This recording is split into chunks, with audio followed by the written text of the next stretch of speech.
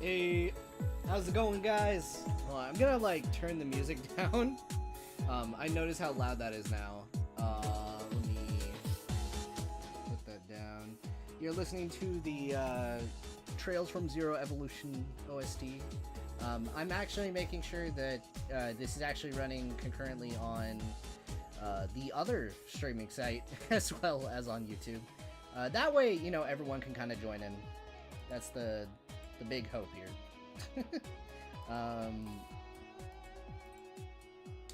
Okay, so it looks like it is running both, so we'll see how it goes. Alright, I'm gonna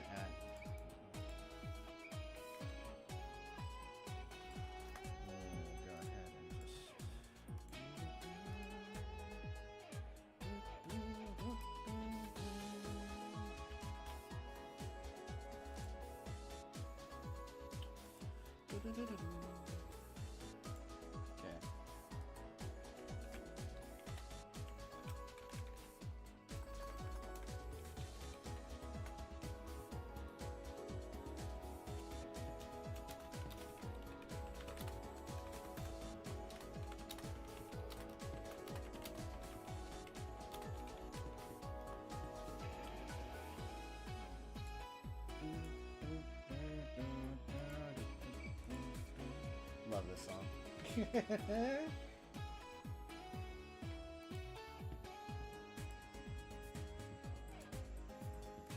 Okay. Let's see. Alright,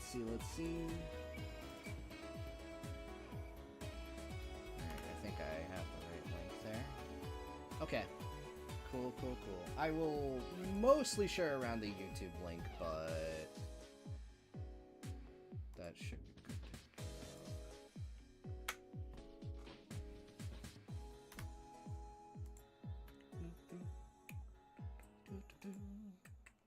be good to go.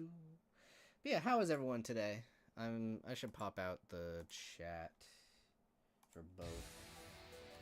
Have them over on the left screen while I get all that sorted. Let's see. Chat. Okay. Alright. I'm gonna switch screens while I share this out. We're not gonna officially start until, well, we're basically at 6. But, I guess once I have all this shared out, we'll get into the meat of this thing. So, let's go ahead and switch over to Facecam. Hey guys, how's it going? Oh, whoa, let's switch on over to that. Okay. But yeah, how's it going, everyone? God of War 2018, finally playing those games. Nice. Very good. Alright, let's go back over here.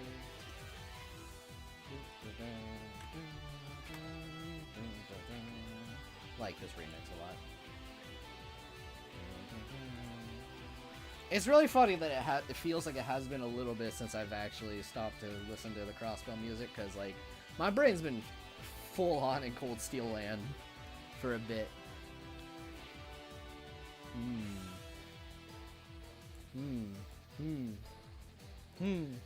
It's true. We're just gonna have a lot of fun things. I don't know what you mean. It's nothing gonna be controversial today.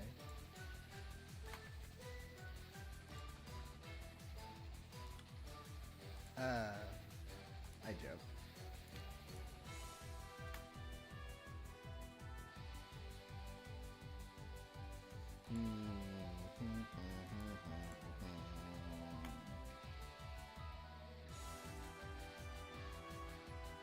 Okay.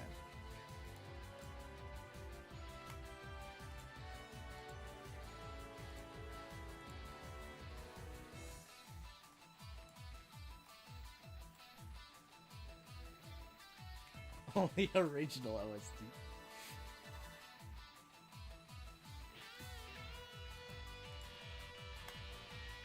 Okay, so posting that.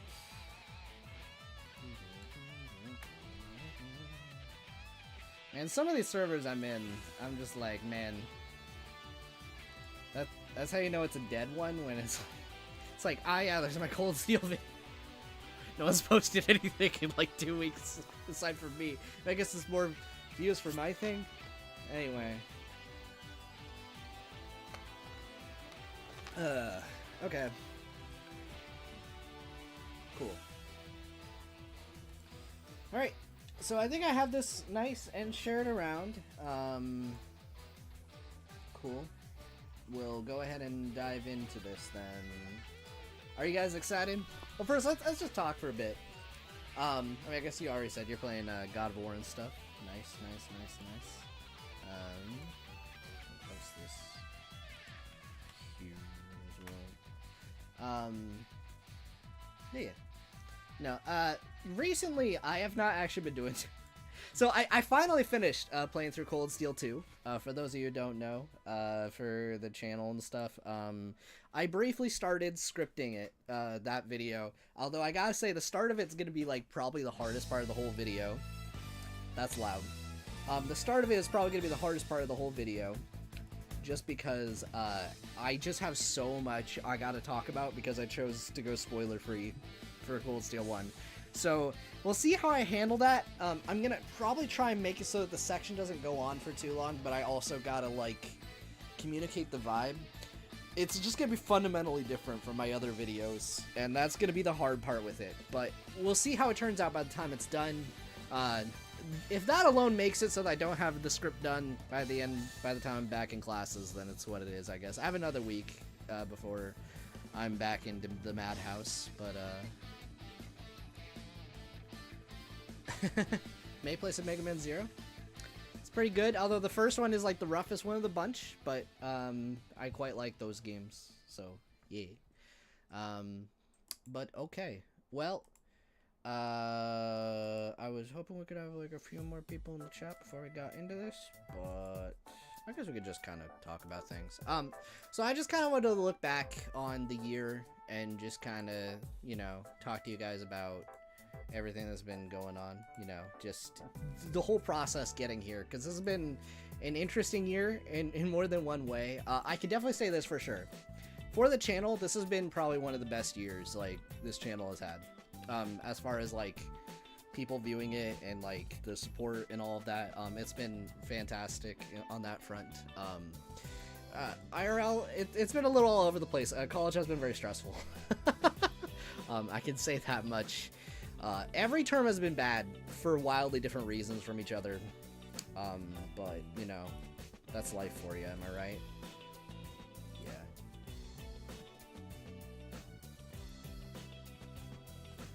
Yeah, checkpoint featuring links. Yeah. Yeah. I hope the delay isn't going to be too bad, but is what it is, I guess. But, yeah. This feels really loud in my head. I'm gonna turn that down and, okay. let me go back over to that. Some of these tracks are like especially loud. It might be my new headphones. I've got new headphones also. That's another thing that's happened this year. Anyway, let's just go ahead and just dive into this. I'm kind of directionless on this one. So this is gonna be a little bit of a rambly stream, but a very chill hangout stream. On your side. Okay. Okay. All right. Well, that's good at least. All right. Well, I'm gonna go ahead and switch on over now. So first things first, I want to talk about the things that I've done this year. So first of all, I figured I could go ahead and tackle this by doing a tier list of sorts on everything that I have covered this year. I used a media thread that I did over on Twitter. Ayo, Snivy! So I used a media thread on Twitter. This is going to be a really weird collection of games that I happen to play this year. Spoiler warning, I think there is exactly, like, maybe... Okay, 2 things we could kind of stretch and say they came out this year in terms of official releases, but technically speaking are old games. And then 1 is a new game that is a remake of an old game. I Am Boomer and Tears of the Kingdom. This is gonna be a weird freaking collection of games. Okay. So first of all, I may as well start with ones. Okay, so Trails to Azur's official release came out this year. You guys already know I love this game. It's one of my favorite RPGs of all time. It's a little weird though because this is from 2011 originally. So, Cold Steel to yourself, you just got. Dang, man, that's crazy. Yeah, I mean, I've already beaten like all of the games basically that are in the West. I should clarify. However, yeah, it's a whole lot. Nice to see you there. Nice to see you there. But yeah, let's go ahead and welcome Brainiac, right? Okay, I think that's what you're doing with that title. Anyway, welcome. I didn't see you at first, but yeah, Azur. Okay, I'll just go ahead and say it's there. Granted, it's old, so part of me is like maybe older releases should be here, but let's be real, 90% is gonna be older. This is gonna be unfair no matter what. So it's fine. Trails into Reverie, we'll come back to that one. But yeah, huh, that was an interesting sound effect with that. Anyway, so overall, I'll just go ahead and talk about everything I did this year in order, maybe a little bit. Okay, that might help me. So when I started this year, I actually finished Tales of Xillia 2, but since I already covered that in my New Year's video last year, which you guys should definitely check out, I'm not including that on this list, but I finished it at the very start of the year. So actually I will open up on a different tab my media thread, okay? And we'll go through everything game-wise in order, and then I have a separate tier list for everything else. Okay. I have a way of handling that, but yeah, so we'll go in order. All right. So actually I'll pull Azur off for now. We'll come back to it. I know this is a mess already. How is everyone doing? Okay, so, we'll put this, I'm gonna do this and then that. Alright. Metro Prime Remastered. That's the first thing I did this year.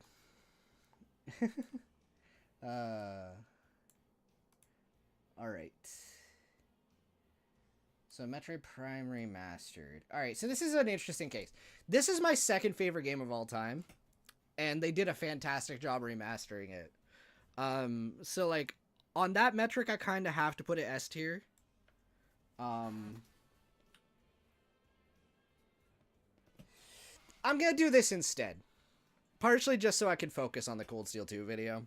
So, like, if anything, maybe it'll have, like, a cut-down version of this, but probably just be this. So, hello everyone. But yeah, so for Metroid Prime Remastered, that's my second favorite game of all time. They did a really good job remastering it. That said, I'm leaning towards potentially putting it lower. I'll put it there for now. I'll probably sort some of these later. The reason for that is just because it is just...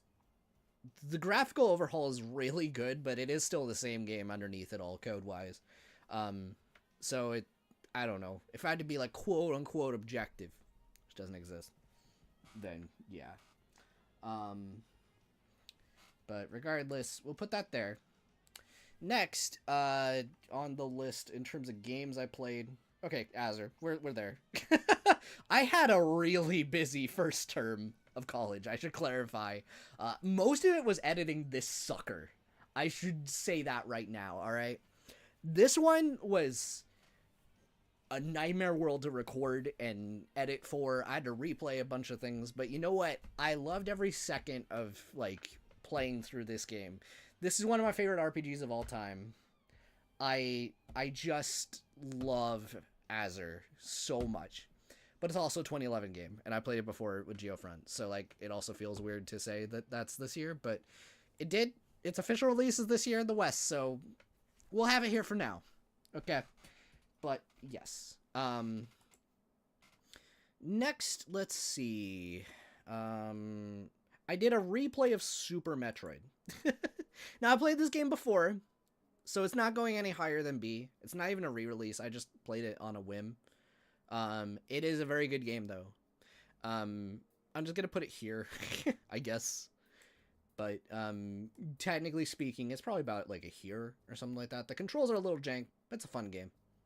I wouldn't mind doing Metroid videos in the future, but time, am I right? But, yeah, I'm gonna have, like, a whole... Let's just make a category. Let's add a row below. Replayed. There. That way you just know I replayed it this year for fun. That'll be that category, okay? We'll put stuff there. And then maybe I'll just put them in order, and that way you'll let me know which one that'll let you know which one of those I like more. But okay.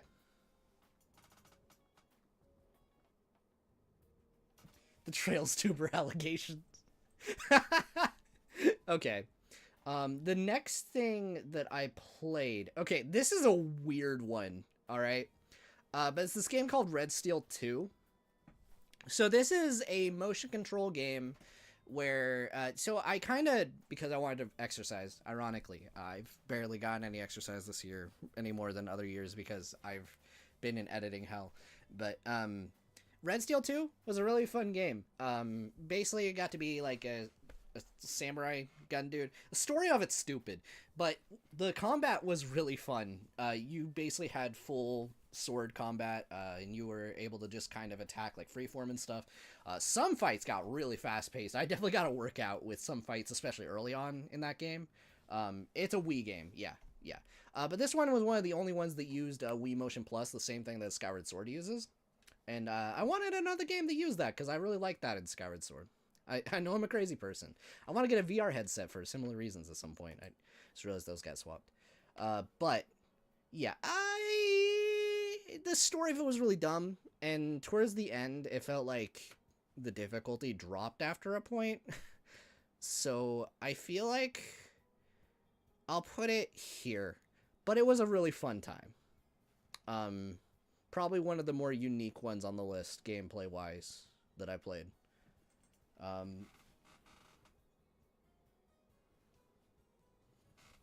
Yeah.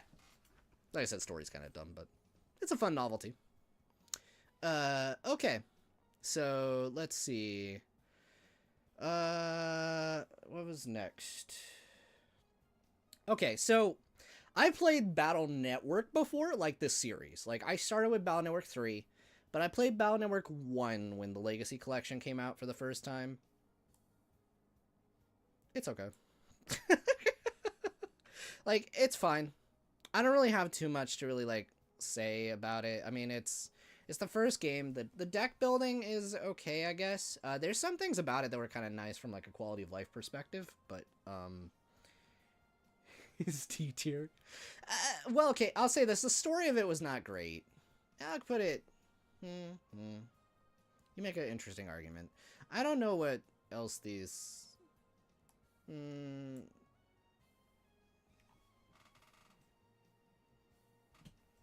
know, that's a very fair point. If I had the other Battle Network games on this list, then I probably would, but I never got the time to play the other ones, so that's what it is. But, okay, I'll put that there for now.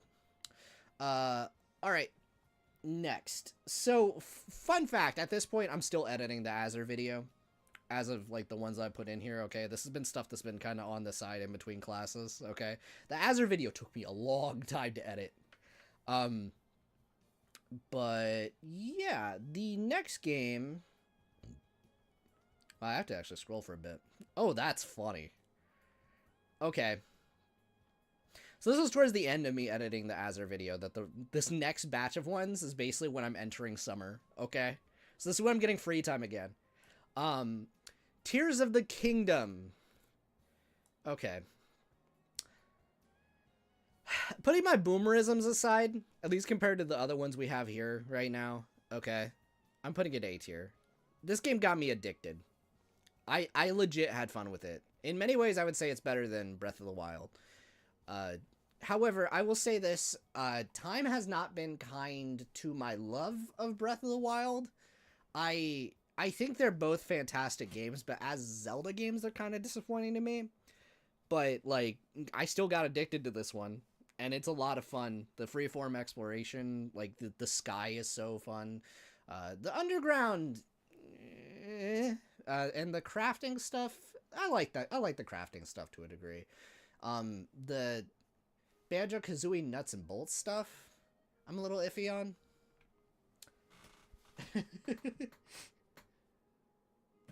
But I don't know. It was really good, and the story of it was pretty fun. And also had, like, one of the coolest, like, endings to a Zelda game ever. I think my favorite final boss stretch in all of Zelda is probably Twilight Princesses. We'll talk about that later this stream. But well, later this stream we will. But I really liked it. It's a really good game. So, yeah. Okay, so then around this time, I think it's because of, like, that new 2D Mario game getting announced. I just felt like I was in a kick to just try out, I don't know, 2D Mario, because that's like a series that I never really formed an opinion on in the past. So this was a little bit of an interesting journey, and this, like, my Azure video was finishing at this point, basically. Like, some of these I was literally playing while the Azure video was rendering. Okay.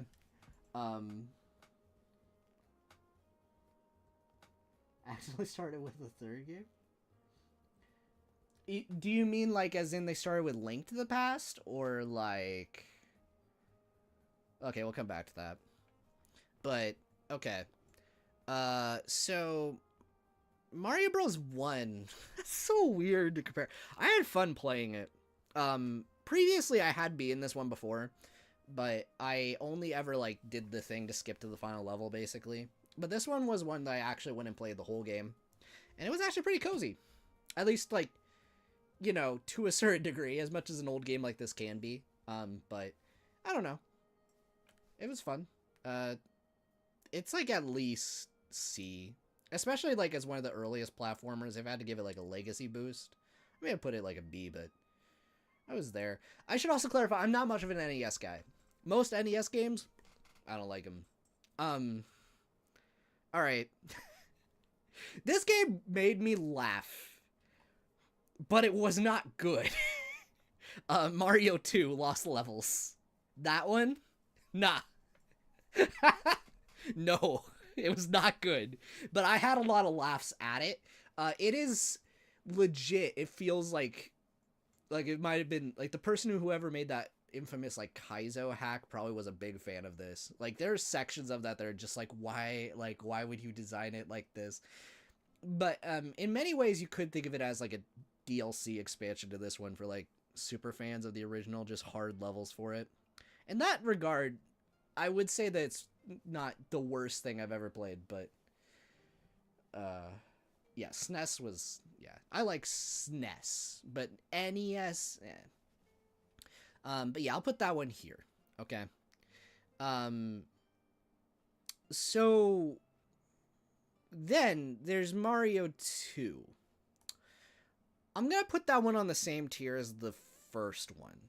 But the main reason I'm putting that on the same tier as the first one is because control-wise, it's funny. This is one of the 2D Mario games I had the most experience with, funny enough, because I had the Game Boy Advance version of it when I was younger.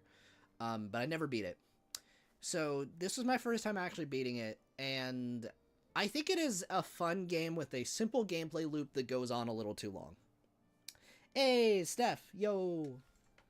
Also, if you were saying things in the Twitch chat, I did not see. But yo, how's it going? Okay, I just saw the Twitch thing and popped that up. But yeah, so I don't know, Mario 2. I'm currently going through all of the, just for context, I'm going through all of the games that I played this year, and I'm ranking them. And I only played one one truly modern game this year. It was Tears of the Kingdom, because the other ones, like, either were because of Japan delays released, like, later, or are just, like, Metroid Prime Remastered, you know. Yeah, I see you on YouTube, yeah. So, but yeah, I'm talking about, I played the the classic 2D Mario games this year, so I'm just kind of going through those. But yeah, so Mario 2, USA. Yeah, I don't know. It's a very simple game loop, goes on a little too long. I'm not a huge fan of it. So, the inferior platform, right? Okay, so yeah, let's go ahead and put on... Alright, this one was the real pleasant surprise for me. Mario 3 was actually kind of a hit. I actually liked Mario 3 a lot. That one was fun. Like, legit, if you took, like, the control feel of this and gave it all the appeal of this, combine them together, boom. You got, like, a really fun game. And, like, the amount of powers and stuff. I only appreciated it. If I played it on its own, I probably wouldn't care that much. But actually playing them in order, it gave me the context to appreciate how good Mario 3 is. Like, it legit feels like... It's hard to believe it was on the same console as the first one in terms of just like the polish and the general feel of it. Like it was a real game that wasn't like a glitchy nightmare. Like that's insane. So yeah, I had a lot of fun with that. So yeah. Then there's Super Mario All-Stars. So that's a collection. That's actually what I played all of them on. But I included it anyway just to give context to say that it is the superior way to play all of these, in my opinion. It has better visuals, but also, I don't know. It's like, I like it better. 8-bit graphics, not my aesthetic, generally speaking. The only games that really make it work are, like, Mario 3 and, like, Mega Man, generally for me. But, yeah, a lot of them are really rough, so I appreciate that one. The Mario Marathon, yes. Okay, I will put this on the same tier, but Super Mario World. Well, let me double check my tier. We'll just do it now, because we're already in the Mario Marathon here. This is where I stopped playing 2D Mario. Super Mario World. Now, in my opinion, this is a possibly controversial take. I don't like it as much as Mario 3. But it is a very good game. And... yeah, in general, it's just really well done. The music direction, the visuals, and the final boss actually was, like, really weirdly cinematic. Like, it felt almost like a weird precursor to how, like, Mario bosses would kind of become in, like, the 3D games in a weird way. It was kind of cool to see. But, yeah, I think I have to give it to 3, because 3 had more powers, had more, like, freedom, and in general, I don't know, I just like 3 more. But that's fine. So yeah, that is all the Mario stuff. All right, what is next? I think it was, okay, the funny one that I did all the streams of. I did several 10-hour streams a week. Trails into Reverie is Kino, Peak Fiction based. I love it. So good. Um, I don't want to say too much. I'll get there later for my videos and stuff, but legit, um, Trails into Reverie, so good, so good. And the streams were a lot of fun. Legit, I think that's like the most fun I've had with the stream series outside of, well, the next one that is probably going to be on here. I think I'll double check that, but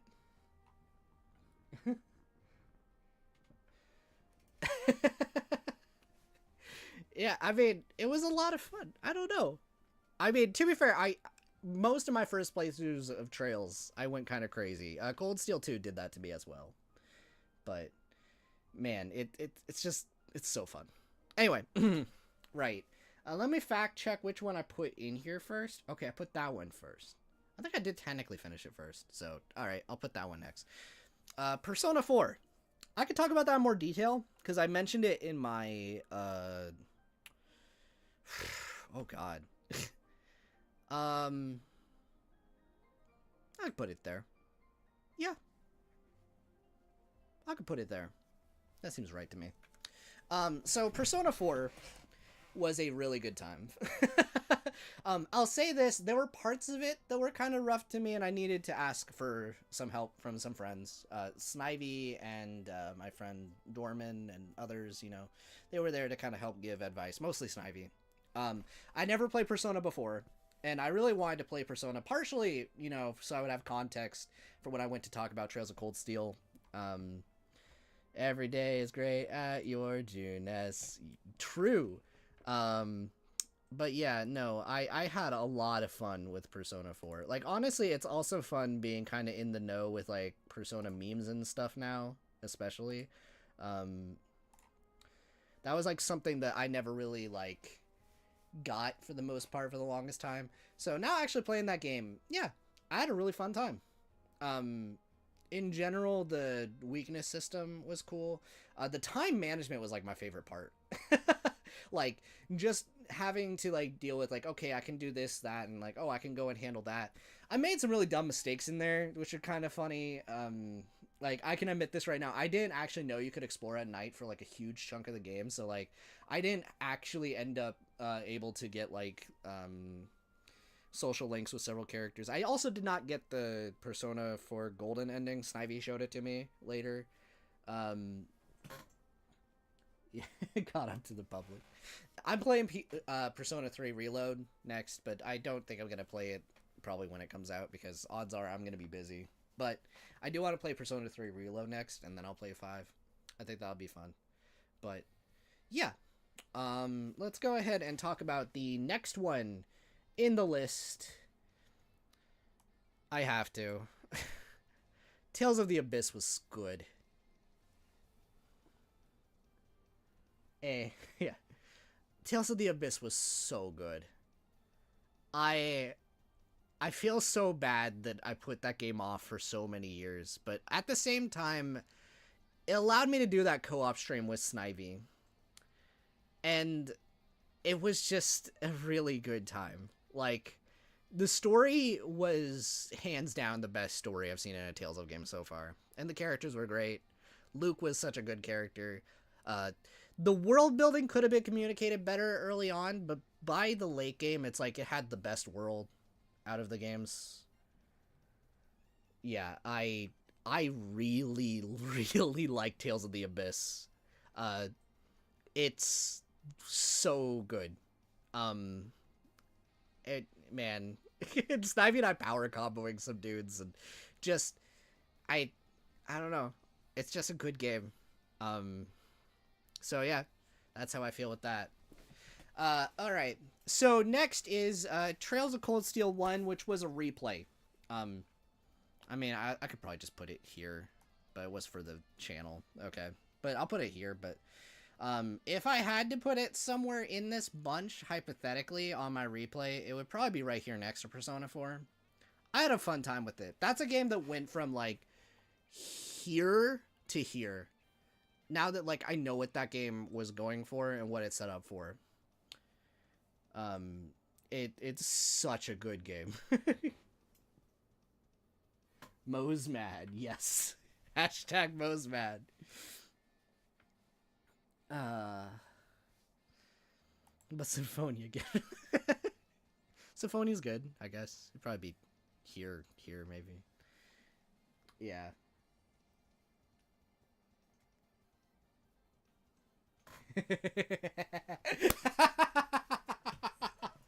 Yeah, the Valley Girl voice I did was really funny. Yeah. And so funny with the YouTube chat being so behind. Man. Okay, we'll go ahead and move on to the last game I played this year. This one was a gift from a friend, but I gotta be honest, now that I've actually played it, I would have totally bought this if I had known more about it. This game, I would put it in A tier, actually. For my personal taste, Jedi Fallen Order was really good. Like, this is probably one of my favorite Star Wars things. And for the record, I haven't talked about it too much, but actually, I'm a decent Star Wars fan. Not as much as other people, but I'm more into like the Clone Wars stuff, if that makes sense. Like, I'm definitely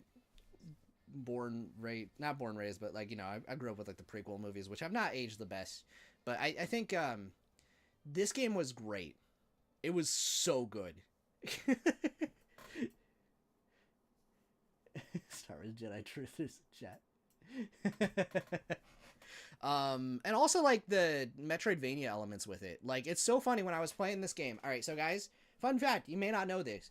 When I was playing this game, as I was exploring around, I was like, it's like weirdly reminding me of Metroid Prime. And as I'm playing through it, I went and talked to some of my friends, and they were like, oh yeah, did you know that one of the main inspirations for this game was Metroid Prime? And I was like, I knew it.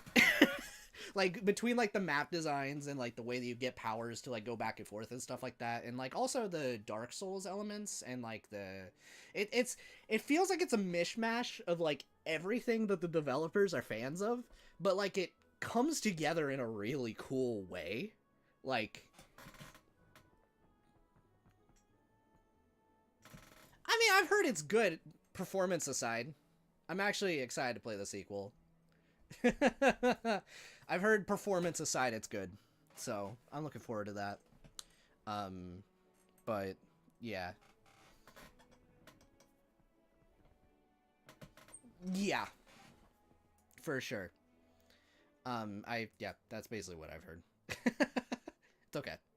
I can push past it. I've played games with bad performances before.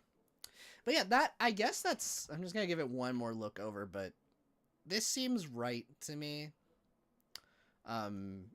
Obviously, I know there's gonna be some people that have played way more games than me this year. Certainly more recent games, but yeah, this seems right to me. It feels a little unfair with Metroid Prime here because like this is just an old game, like code and everything with like prettier visuals, but still one of my favorite games of all time.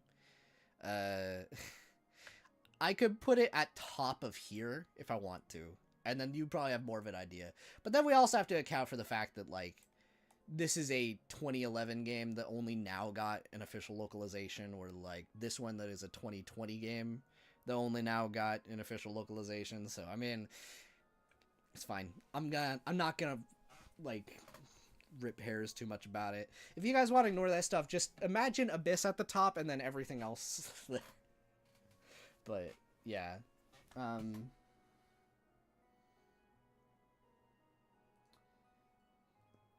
yeah, and to be fair, there's enough retro things all over the board. Why do I care? This isn't like actually comparing modern games.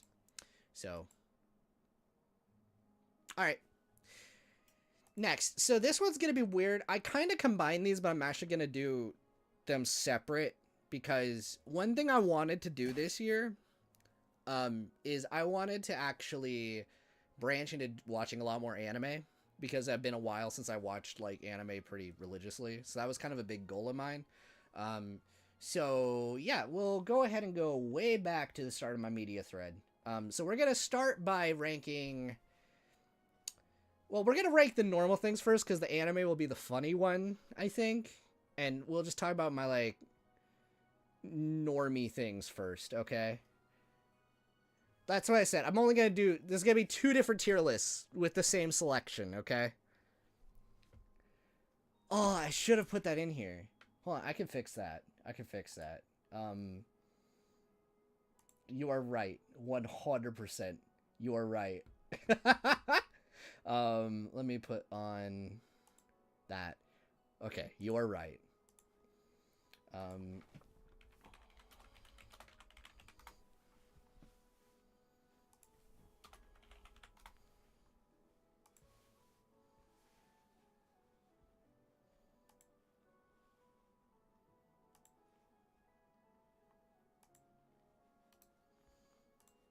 This is a very funny box art for this. Or cover art. Oh, come on.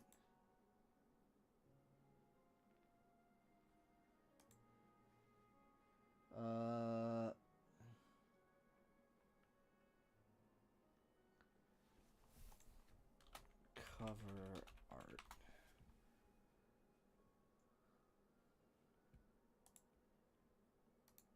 Alright, there we go. This should do it.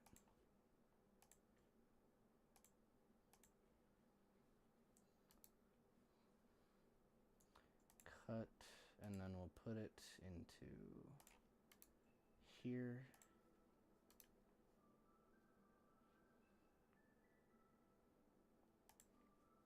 I think I can crop this.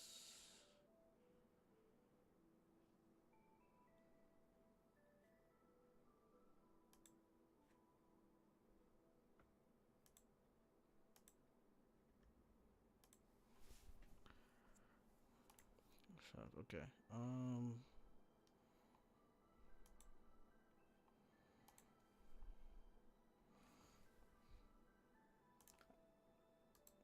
Trying to think of an easy way to crop this that isn't opening up Clip Studio, but I might have to open up Clip Studio, guys. Oh, wait. We got it. I think we got it. Okay.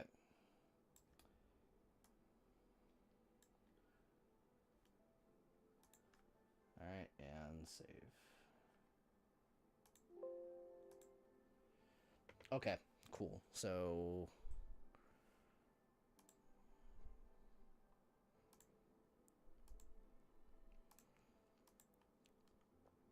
Alright, we're good to go.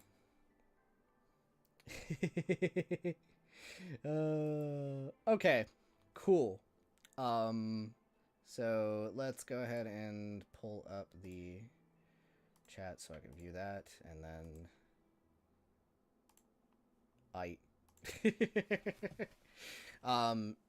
cool. Mario movie, obviously. Alright, so we're gonna have... This is gonna be a very small list here, which are gonna be not weeb things first, okay? Alright, so first thing out of this entire batch that I watched, Groundhog Day. So... This is my first time watching it. I'll put it there for now. But it was a pretty fun time. Wasn't like one of my favorite movies ever, but to be fair, very few movies are.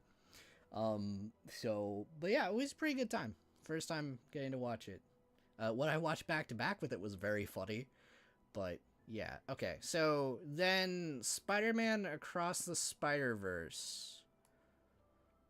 It's probably top tier. It's up there. It was very good. I like this movie a lot. I don't think it has weeb fan service, but it is Western. It is Western. We're gonna count it as not weeb. Okay? It is geeky, but it is not weeb. Okay? It's up there though, I think. Okay, so next, I rewatched the Indiana Jones movies. They were fine. It's weird. I have a lot of nostalgia for them, but I feel like other movies have aged better. Funny enough, I feel like I liked the movies in ascending order, even with questionable things in the second movie we won't really go into. Because the second movie at least was, like, riskier and crazier and had, like, some moments towards the end that were just, like, legitimately like, okay, this is, like, an actual legit super creepy scene. I like that a lot. So, I don't know, yeah, I'm gonna call this one mid. This is mid. It's fine. And then, third one, I liked it a lot. I did not watch the new ones. Like, no, I stopped after the first 3 movies. For the record, it's partially for a gag when I watched these. Because that little bit of footage that was in my Cold Steel 1 video, I was like, I could rewatch it. Why not? You know. So, yeah. I only watched the first 3 for that. But I've seen the 4th one. I've never seen Dial of Destiny. I have no opinion on that one. Oh, ads. Oh, okay. We can wait for Steph on that one. Only watch the go. I watched the 4th one way back when, but I don't know, I wasn't in the mood.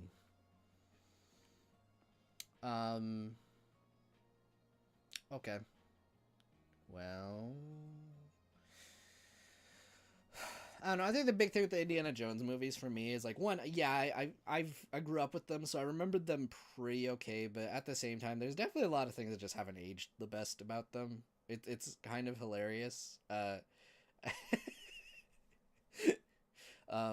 It is very funny how much Indiana Jones is like very much a wish fulfillment character more than an actual character. He's just like, he's super cool. He's super ripped. He gets all the ladies, goes on adventures. It's very inspired by 60s. What's the 60s? It's old serials, like TV serials that like George Lucas grew up with watching and stuff. But the main appeal of them is how the movies were made on a technical level, which is not my main speed. They Sure, although I will say this, like, in terms of my taste, I prefer Back to the Future to these easily, in my opinion. They've aged weird in places too, but like, I don't know, those are more fun, I guess, if that makes any sense. But anyway, that's a weird comparison, I realized. But all right. Let's go ahead and move on now. I think I've waited long enough. Steph should be out of ads. Okay. There's only a few things left that are that. Oh, I think I accidentally skipped over Hobbit. So I watched a recut of Hobbit. Back to the Future's fun. I like it. Okay, so there was a recut of The Hobbit. This is I won't say what cut it is, but it basically just took all of them and made it into a single movie, but it was like 4 hours. I tried to get other people to watch it with me, but that sucker was 4 hours, so it didn't quite work out that way. But I do think this is, if you're gonna watch the Hobbit movies, this is probably the way to do it. Disclaimer, I own all 3 movies. But yeah. Yeah, that was this year. So I'll put it B or A, high B. I think I like it more than that. High B. It has some issues, obviously, because trying to cram it all into one movie, it's a lot that happens in that version of the story, and even cramming it down is like a bit, and they still had to have that whole final act that was like a couple pages in the original book, but they wanted to flesh it out, which is understandable, but it definitely made for a very long watch experience.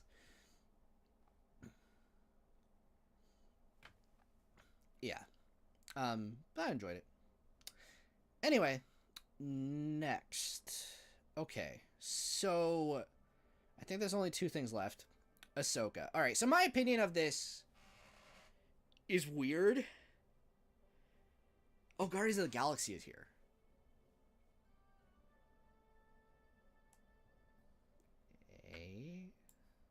It was good. It was good. It was good. I'll put it there. I forgot I watched that this year. I don't know. I've like mostly clocked out on Marvel, but this was a good movie.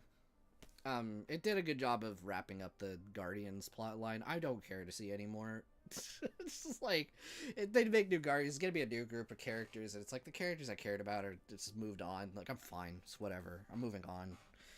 But it's a good movie. All right, now we're gonna talk about the weird one.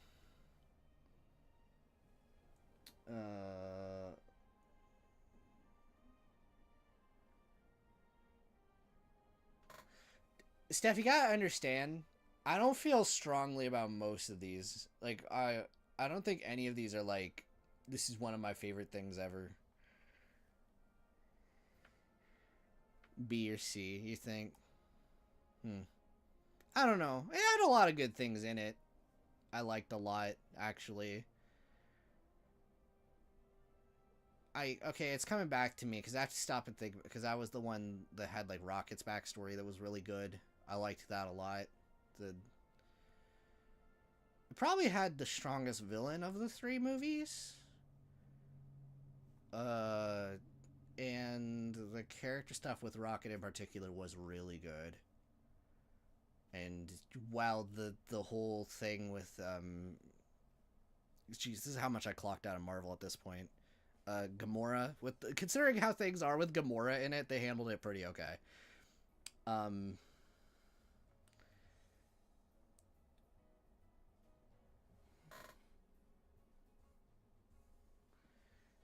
Made you feel psychic damage.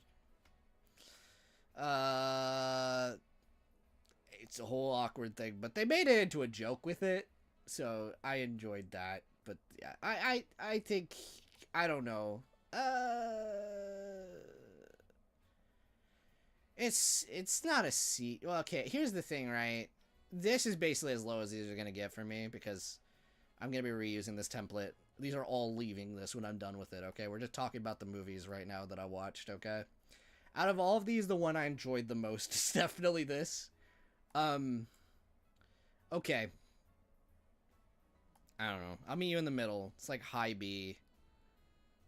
And you know what, actually, I'll put it there. But like low A. There. You okay with that? Alright. Ahsoka. Okay. If you were a big fan of Star Wars Rebels, I could see it being like here. As someone that's kind of on Rebels, I would put it right here. But if you're a fan of Clone Wars, that one scene in episode 5 is really good.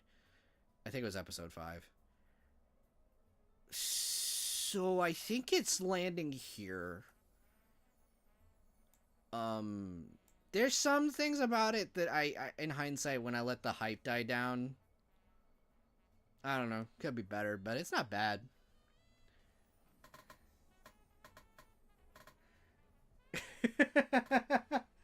It's my chillest. Yeah, fair. I put it, nah, Guardians is absolutely better than that. What am I saying? Yeah. Honestly, this is a wild B tier right now. You have movie with a lot of questionable things in it that had a really great final act that like legitimately gave me more fun than most of the things on the list. A show that's mostly mid with some really great moments to a lot of great moments. And I mean, but kind of still has a little bit of Marvel problems. I feel like this still kind of almost falls into that category too, but it's whatever, it's Hobbit.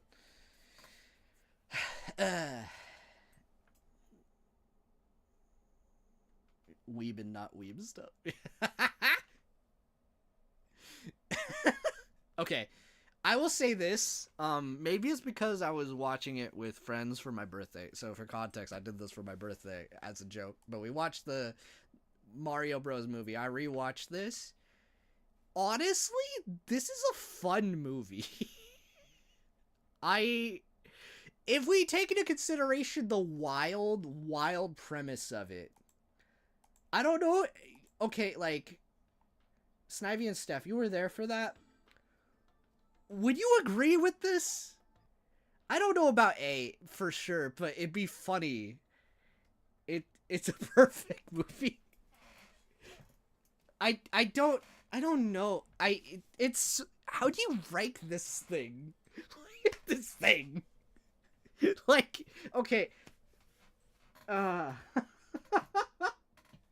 With Batman and Robin. Okay. I don't I mean, it's my list, I know. But I'm trying to think myself on this one. Okay, in terms of enjoyment,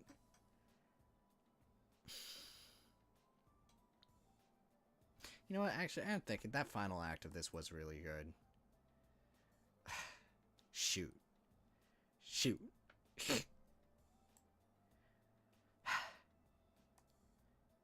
I...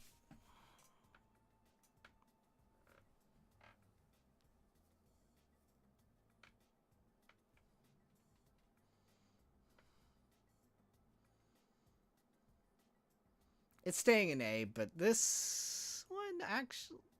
yeah, this was staying B. Yeah. Alright. We're out of non-weeb. I guess I'm locking this in. I don't know, man. I mean, it's... Okay. I'm gonna move a few of these around.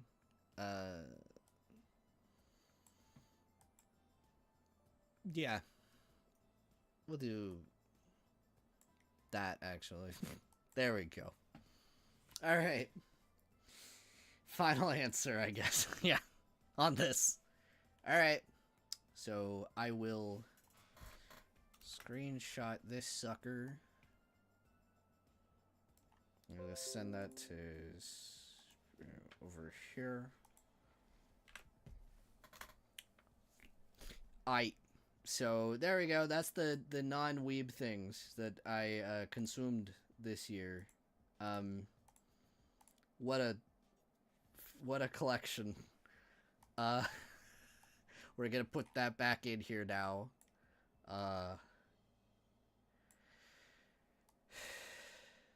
All right. So now we're talking anime. So this is definitely not going to be any amount toxic whatsoever. Especially with a few of these on this collection here. Alright, I should clarify. There is like only one thing in this entire anime selection that I rewatched. But it had been so long that it basically was like watching it fresh. So these are my very first impressions of these.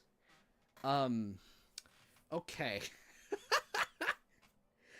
Alright, first, let's just get the crap out of the way. For very different reasons from each other, let's put the two game adaptations right into D tier. Why?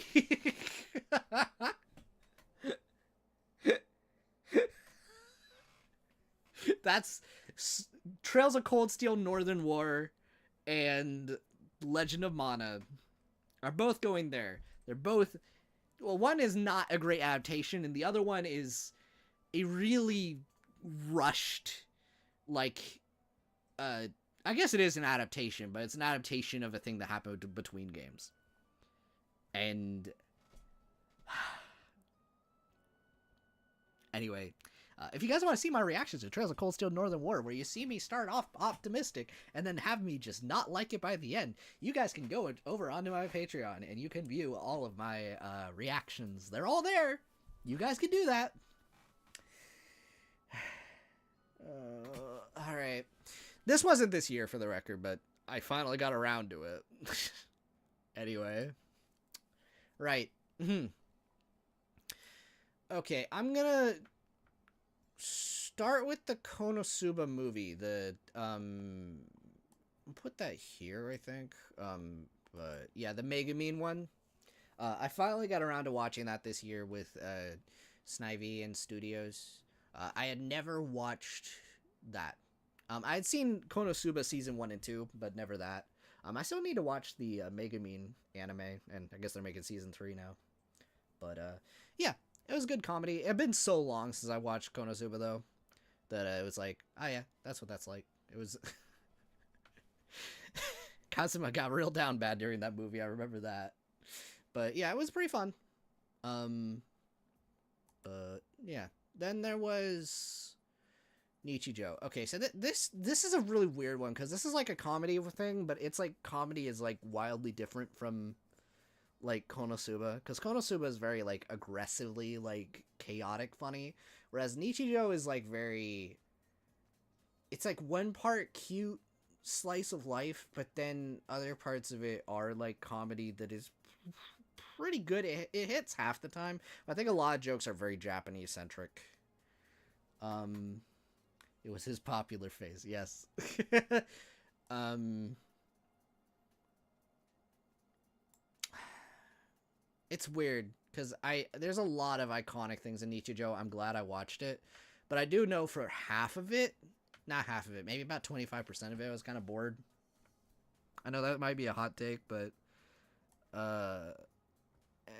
it's B,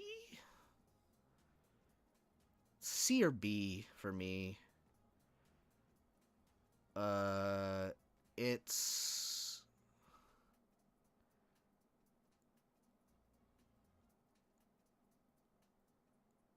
I'm putting a B for now.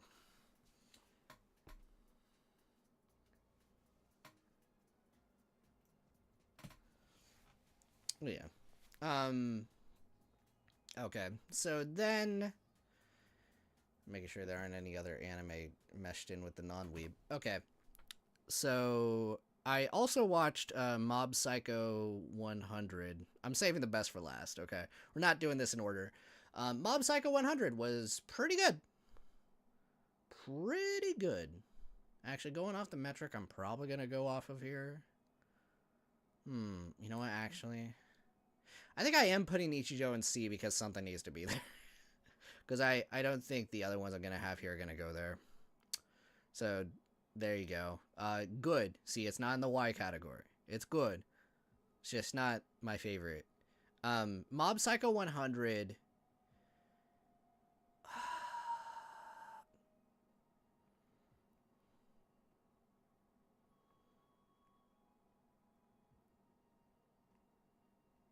It's A or B. I don't know. It was really, the animation was really good, and I like the character work a lot in it. It's funny. I feel like with anime, and this happens with movies too, but more so with anime, it's either like I enjoyed it, but it's not one of my favorite things ever, or if it is my favorite thing ever, like I'm obsessed with it. Okay. Very few things meet that metric. That's what's gonna be S tier here. Okay.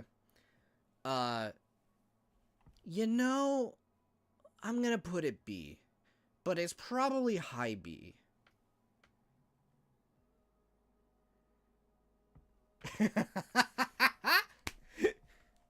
Actually, it may surprise you, Cam, but you'll see. But yeah, I'm putting Mob Psycho there. Okay. It is very good. It's just not one of my personal favorites, but yeah. We want Mamba. Why do you? Okay. So, Cowboy Bebop. I watched that for the first time this year. It's good. I mean, it's okay. The world building is really good. The animation is really good.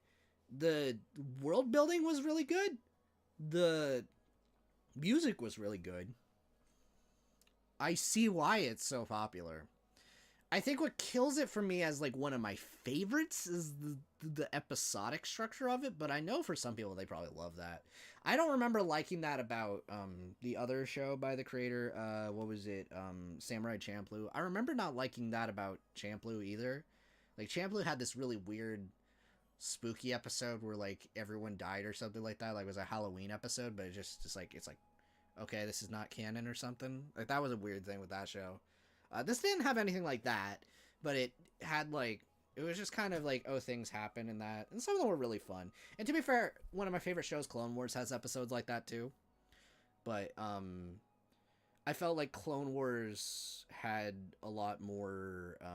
To be fair, it's a lot longer show, but that one had a lot of arcs and stuff in it that I could follow, that I could get behind for like a little bit before it dipped back into the weird one-off things. I watched dub. But I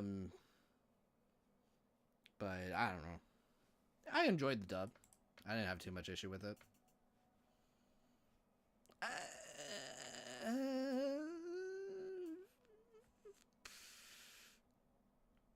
Putting a B, but for me personally, it's behind Mob. I think. I'm gonna fact check something. Okay. I want to see if my opinion has changed from something. Oh,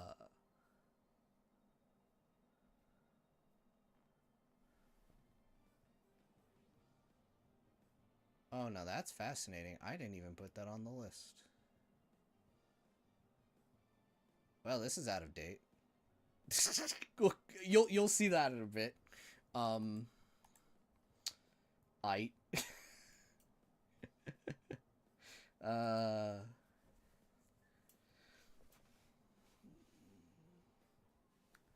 one of the best anime. Yeah, I mean, it's a good dub. Yeah. Oh, I should probably skip this one. Okay, so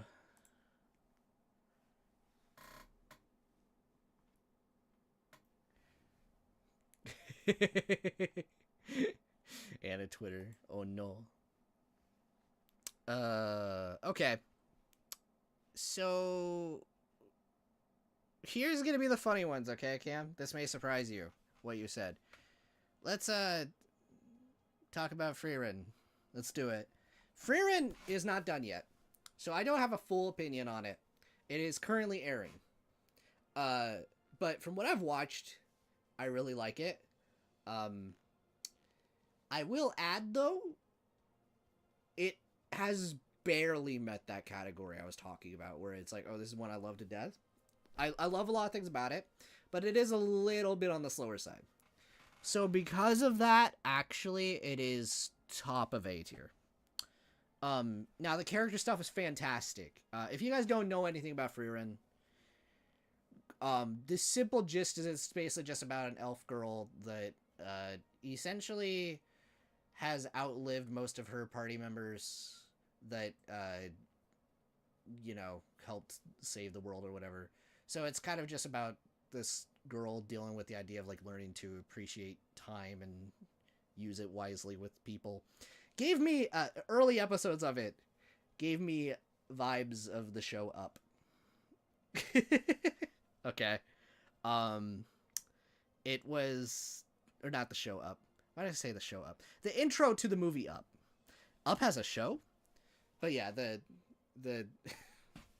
my brain right now. I'm trying to explain so many things. But no, it was really emotional, like, in general, when it really wants to be. And it's just a really wholesome show. Very well done emotions. And also, had one scene in it that was metal as heck. But that's all I'll say. It's kind of become a meme at this point, so you may have seen the meme circulate, unfortunately. It's coming soon. Shush! You know they'll do it, too.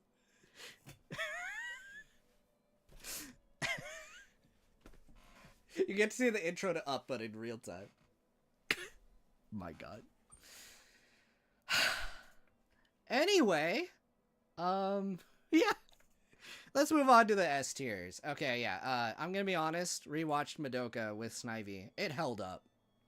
It held up a lot.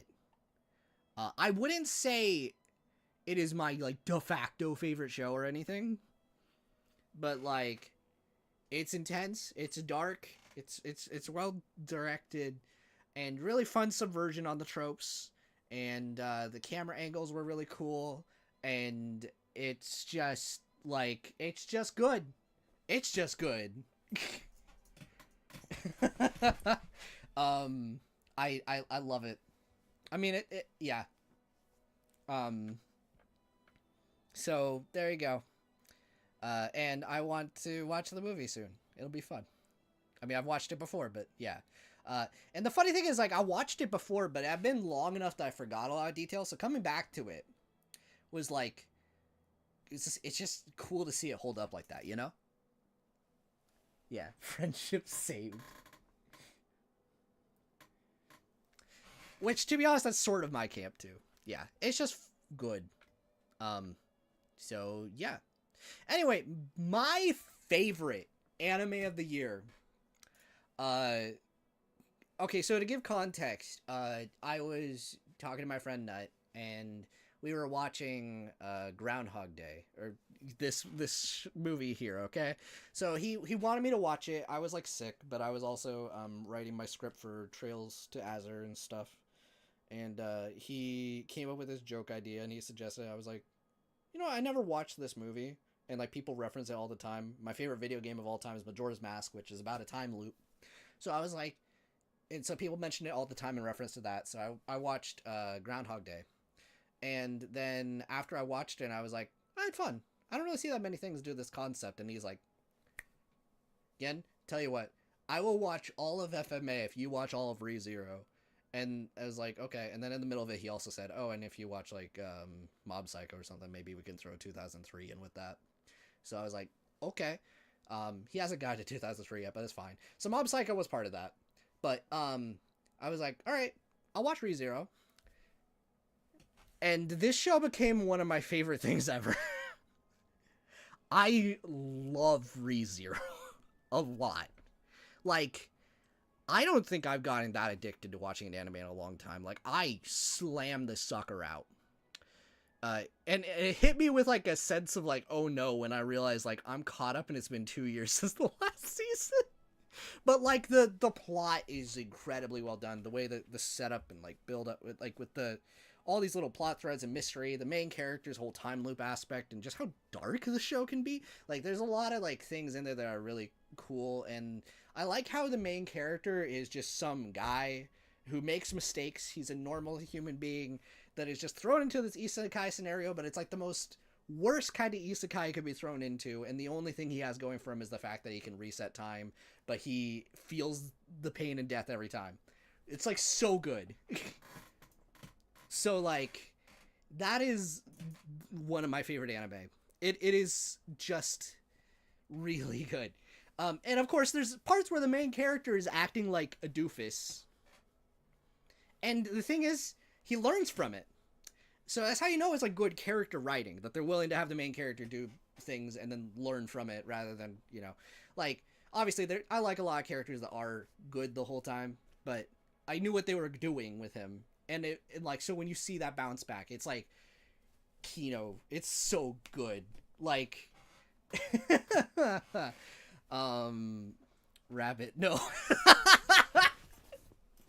It's not, you know, not the rabbits. Season 2 was so good too, with like developing Amelia and like all that. Like, oh man, no, I love this show.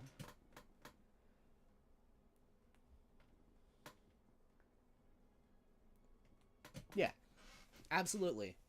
Yeah. Obviously, you know, it has a lot of quirks that you would run into with anime, especially these days. But I think in general, it's just really good. So, yeah. So there's my weird freaking anime selection of the year. So there you go. That's all of them. So yeah, I did want to compare really quick because I made a season 2 even gave auto right? Yeah. Okay, so I did want to compare really quick. This is the part that I said didn't age well, which I guess, you know, I didn't contradict myself, but this is like part of a meme thing I did. Yeah, I probably would move things a bit to put Mob Psycho somewhere in here, but I think this is like my favorite anime ranking. Maybe I would replace Baccano. I don't know. Baccano's like one that I have a lot of nostalgia for, but in hindsight, no, I think I like Baccano more than Mob Psycho actually. But yeah, there you go. That's my top anime rankings for the record. So just put Mob Psycho somewhere upwards of Cowboy Bebop, I guess. Maybe right between Death Note and Cowboy Bebop, so like right here. So, yeah. And likewise, since we talked about games I played this year, this is yeah, I think this is pretty much my current ranking. Minus, I tried, so this one I put some restrictions on myself because I didn't want a million Trails games populating this. I tried to have either only one game per series, or if a series has, like, multiple gameplay styles, I had them. So, you'll see, like, there's classic Zelda, 2D Zelda, and modern Zelda, like Breath of the Wild, Tears of the Kingdom. So that's why you'll see 3 Zeldas here. So, Sonic Event. yeah.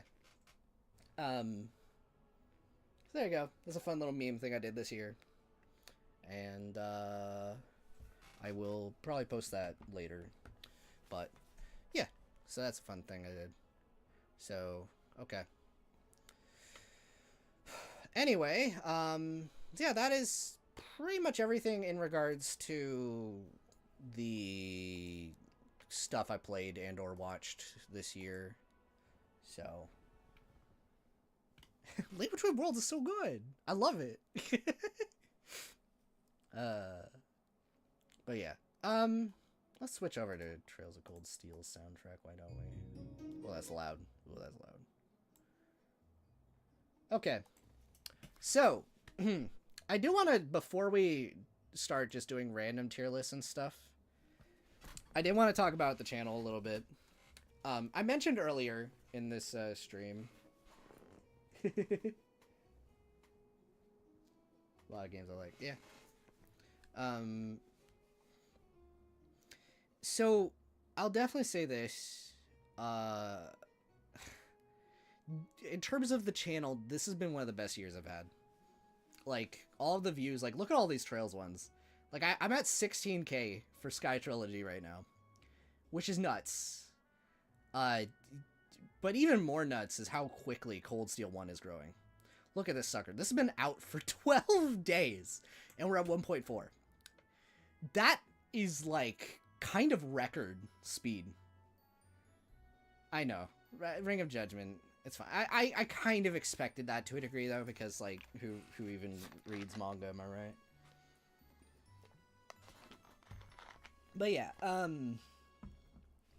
it's interesting, though, because I think looking at all of these, I think I've really grown a lot in terms of how I do my videos and stuff. Like, hold on, guys, we're gonna indulge ourselves with, like, cringe for a second here. We're gonna indulge ourselves with cringe for a second here, okay? Steph was there for some of these, but, like, listen to this audio quality, bro. Okay, that did give me a little bit of a laugh. I got my friend Ash in on that.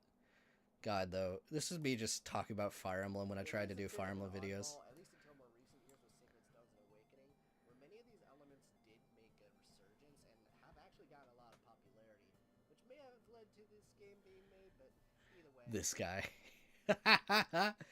Man. So without further ado, man. I did have fun making this video back then, though. This was such a dumb gag I did. Anyway, I'm going way back. This is not related to this year, but...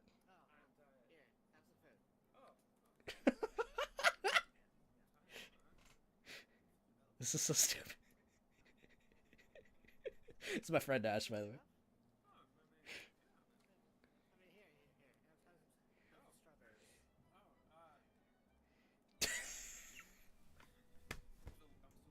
So for those, if you don't know, in Fire Emblem Echoes, when your party members are tired in dungeons, you can just give them random food, including butter. So I just gave him just random crap.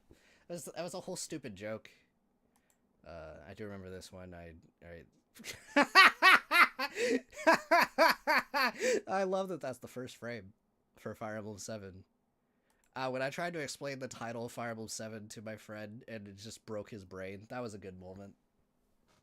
You can hardly hear the audio. Oh, I'm sorry. partly because of Smash Bros, it made people go like, "Oh, I want to play the series." Now, was that with Elliewood, right? Elliewood is in Fire Emblem 7. Yes. All right. So it's a prequel to Roy's game.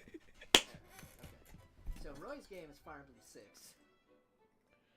So Fire Emblem 7. It's already confused. Love you, buddy. Now. Wait. Hold on. So Roy's game, Elliewood's son, Yes. is in Fire Emblem 6. Yes. And now they have Elliewood's game. Yes, which is a prequel to Roy's game. But it's after. It's called 7. Well, it's not actually called Fire Emblem 7.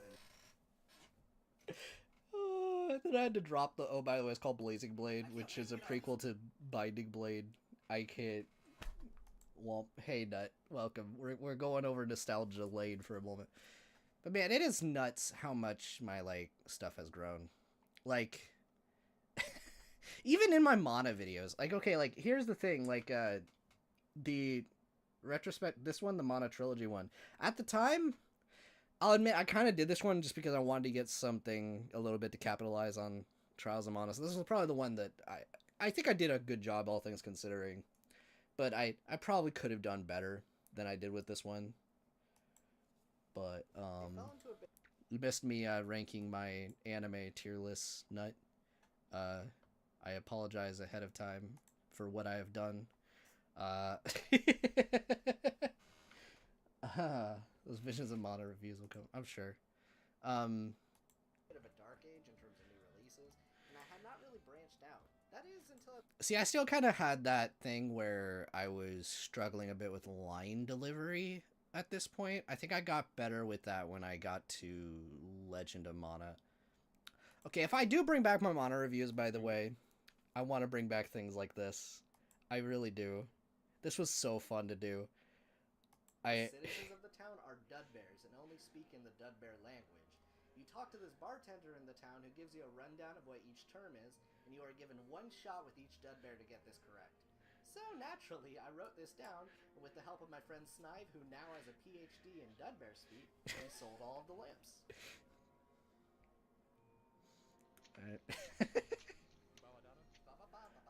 Do baba, Bab. do baba ba, do baba, Ba-ba-ba, do-ba-ba-dub. dub da da da do da, yak, do baba baba. Hey guys, Shoutouts to Easy Mode. what's going on? What you talking about? Do baba Do-ba-ba-boo, boo dubba dubba-dub. dub. No? Yak. What did I say? Now, in regards to It's not even top 5 useless PhDs.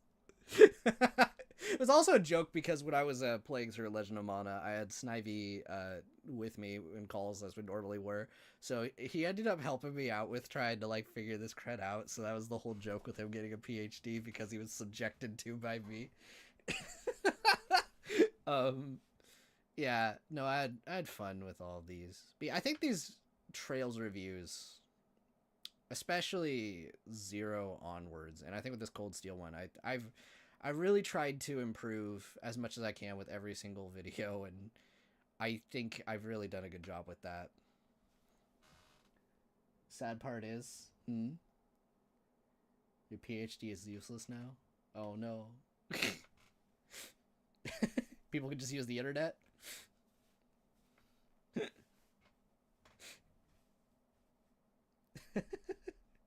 Hey, we'll put some music back on.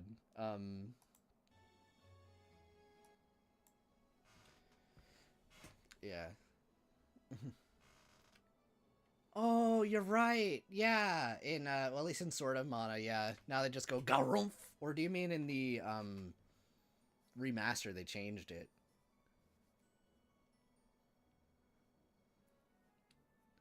Because if they change it in the remaster, that's awful. I haven't even played the remaster that much. Okay, Sword of Mana. Okay, cool. Got it.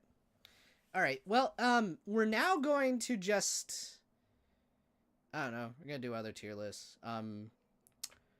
I think I'm gonna update this one. However, this isn't final. I still have to finish replaying all of these. So for all of the Trails fans who are here, we're just gonna very quickly, without going into too much detail, I will give my thoughts, or I'll put them here, but I'll keep my thoughts mostly to myself. So I will say this: Sky First Chapter is back to being my least favorite, but still very good. Okay, I'm almost tempted just to like make a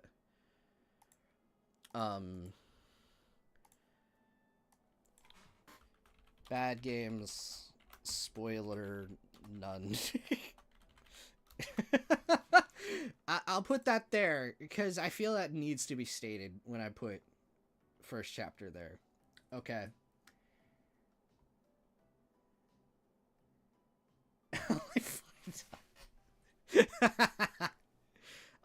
So yeah, Sky First Chapter is going there.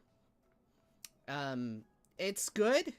It's just the gameplay is the worst. But it's the first game, as to be expected. But story is also really good, albeit slow. Very good game. Sky's second chapter. After thinking on it for a while, for the longest time that was up here with like my favorite, but it still has some of the issues that the first game had, but at the very least it lets you have party customization, and the story is so freaking good, and the music's really good, and in general, like, it does a lot of really good like ludonarrative things, I guess, to a degree. I have a love-hate relationship with Chapter 8, but it's a really fun time. I think it's a very good game. So then on that same note, Sky Third. That...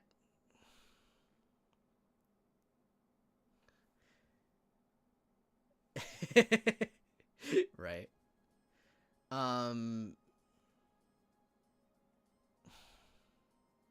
Here's the thing, it has the best gameplay of the Sky games, but it doesn't have, like, the best gameplay in the series. But the story is good, but most of the good things are in the last third of it. But the doors are really good most of the time. The dungeon crawling isn't my favorite. It's probably going here. I love so much about this game, but man, there's other things that keep it from being one of my favorites. But I understand people who do have it as a favorite. It's just not for me in that regard. Although, actually, wait, hold on. Guys, I'm gonna do this, because I did remember one thing. Well, I'll talk about it in a moment. We're bumping these up. Or maybe not. I'll come back to that. I'll move it when we get there. It's called getting what you pay for. Oh, man. Alright. Trails from Zero. It is my personal favorite arc starter. I'll say this. For the most part, it doesn't have as many of, like, the highest highs in the series for me. Most of it's, like, absolute peak moments. Like it has some of the peakest moments in the series, but most of them are in the last parts of it. But everything in it is very consistently good. Like, there's not much wrong I could say about Zero. And that's why, like, I really like it a lot. But, like, the gameplay is really solid. The characters are a lot of fun. The payoff at the end is amazing, especially if you play the Sky games. But yeah, it's kind of, how do I put it? I don't know. There's not much I can say aside from the fact that it's good. So, and I like that consistency.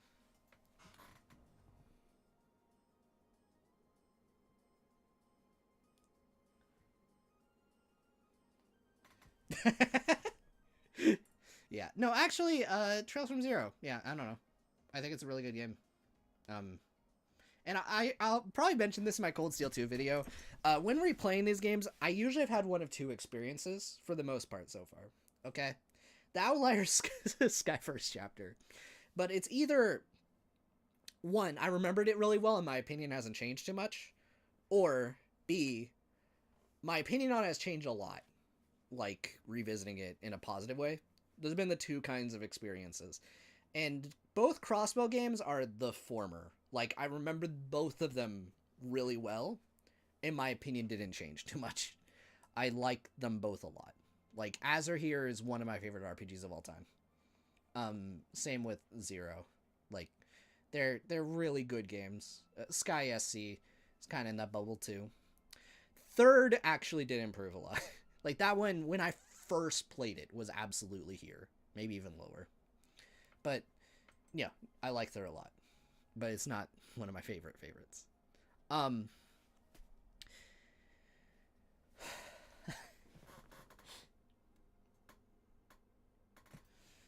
Yeah.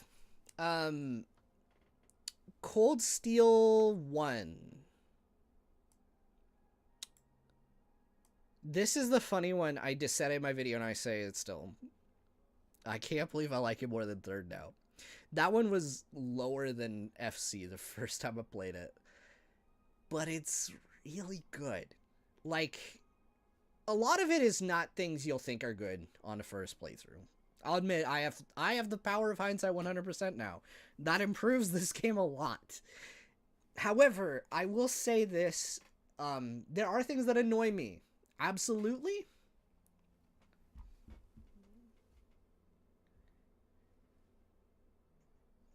I don't know what to tell you about.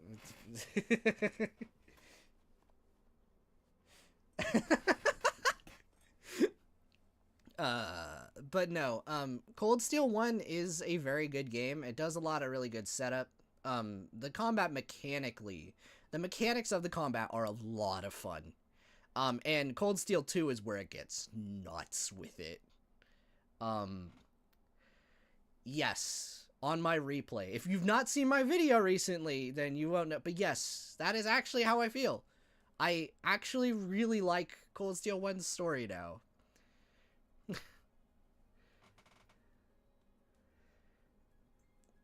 I get that. No, I get that.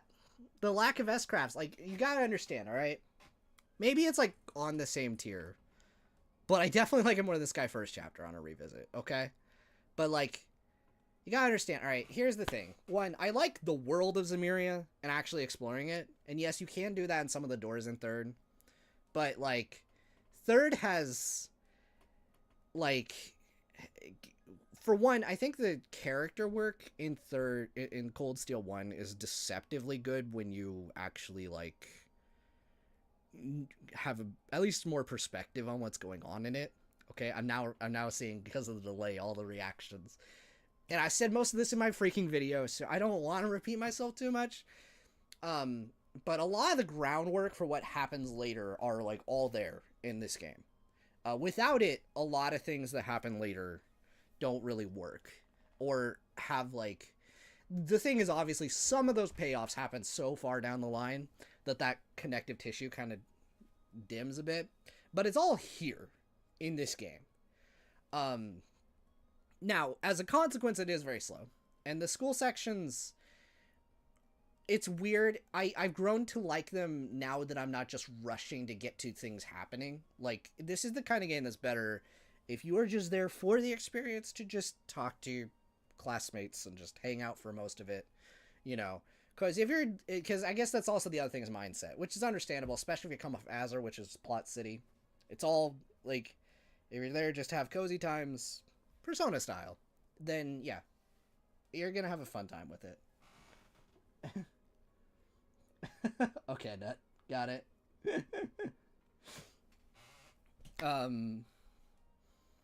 But, yeah, I don't know. Just vibes. Yeah. I don't know. I mean, like, obviously it does have its issues. Like, the drip feeding. I brought that up in my video. On the flip side, though, I did have full control of my party. I had several characters to work with compared to first chapter. And as far as, like, strategizing around every single chapter on what builds to use and stuff, it was pretty fun. And then in the second half of the game, it felt pretty okay. Most characters have S-crafts by that point, and you have, like, and you eventually do get burst and stuff. The late game is, like, a taste of what's next. So let's just get to that one. Let's get to that one. All right, let's move along with this. Cold Steel 2, baby. Okay. I'm not going to say too much, because I have to make a whole video on this sucker. But you guys will get an appetizer. I like this game a lot. I like this game a lot. I like this game a lot. I like this game a lot. Like, alright. The thing is with Cold Steel 2, alright, it's one problem, and I think this is at the core of a lot of people's complaints with it, is Cold Steel 2's plot is just plot focus. Like, Cold Steel 1 is the game that wants you to, like, learn all the characters, what they're about, what their backstory is, all that sort of thing. Cold Steel 2 is just like, alright, you have the groundwork, you know what's going on, it's go time. So what that game ends up doing is it ends up putting the character stuff into the bonding events for the most part, which I'm okay with. I'm a Fire Emblem fan. I'm used to that being how it is in Fire Emblem. And so, like, that doesn't bother me. And also, again, it's a sequel to Cold Steel 1. Cold Steel 1 already gave me most of what I need to know about these people. So, like, I'm okay with that. And the characters that need development get that in that game. I mean, okay, like, Steph, I'll put this into perspective. I said earlier, alright, that I on this list here, that I had a rule that I tried to only include one. Most of these games would just populate this entire thing if I just listed them all free for. Like, these are, like, my favorite RPGs. I know.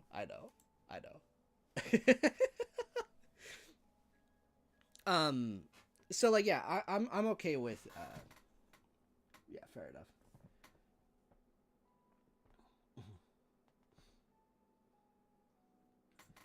Yeah, I don't know, man. That's just how it is with Cold Steel 2. But on the flip side, Cold Steel 2's combat is like the opposite extreme of Cold Steel 1. Cold Steel 1 on Nightmare Mode was actually legitimately challenging a lot of the time, and it felt very restrictive, but it felt like it was kind of, for the most part, like it was very designed around that restriction. Cold Steel 2 is just like, the world is your oyster. Just make the most broken things you can, and the enemies go boom. I don't think I've played, like, to be fair, I haven't played that many Nightmare modes. It's just been Reverie, Cold Steel 1, and Cold Steel 2. But out of the Nightmare modes I played, this is the most busted one. Like, I'm really playing Nightmare mode right now? This is Nightmare mode. This is, like, enemies aren't one-shotting me with S-Crafts. Like, the balancing for this game is just, what is going on?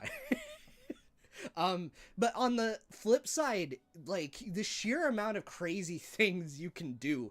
Laura is a monster in Cold Steel 2. She can just one-shot everything. Everything. You don't even need domination to do that if you build her right. It's insane. So, like, and I'm probably doing all of them on Nightmare. Yeah, probably. But I'll definitely say this, though. I think it's a lot of fun. And in general, also, like, later... I mean, I don't want to say too much plot-wise with any of these games. But, like, yeah. There's just things that Cold Steel does that make me very happy. And I just really like it. It's my favorite Cold Steel game. I know. Hot take. Am I right, guys? Okay. Alright.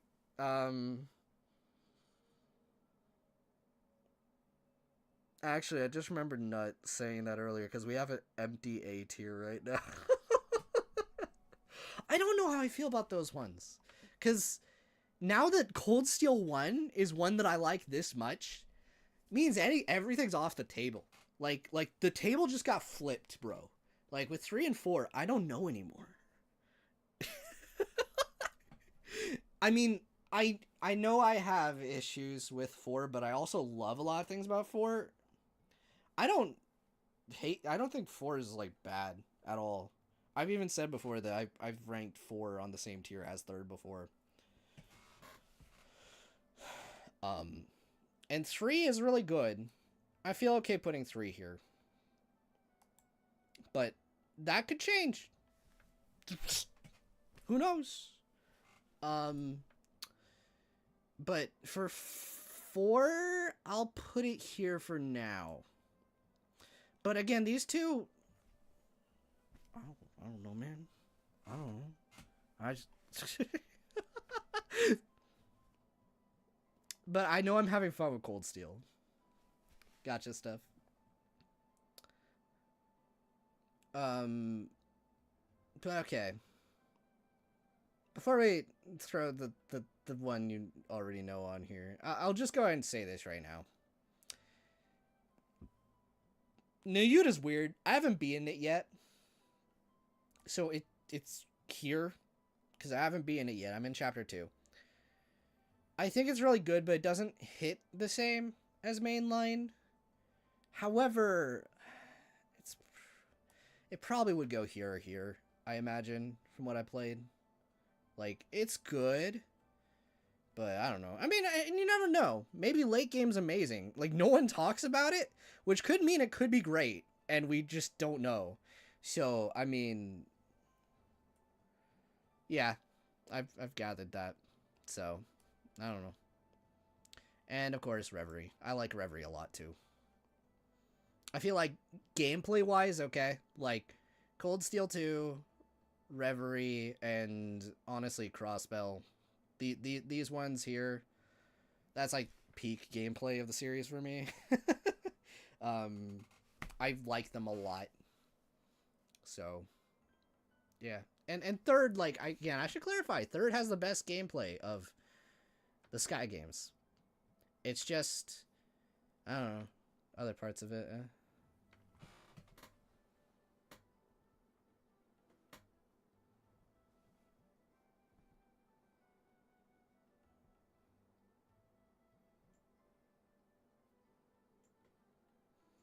Yeah, for sure. I don't know. I've heard someone else say that Niyuta was like one of their favorite games in the series. I mean that. One artist friend I follow on Twitter, and you know what? Power to him. I think it's a he. But yeah, I don't know. I'll get to it eventually. It's kind of in that same awkward bubble of like Fire Emblem Engage with. I'm kind of interested, but I don't have enough time.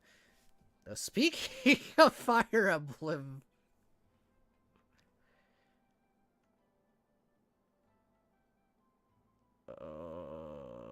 Why not?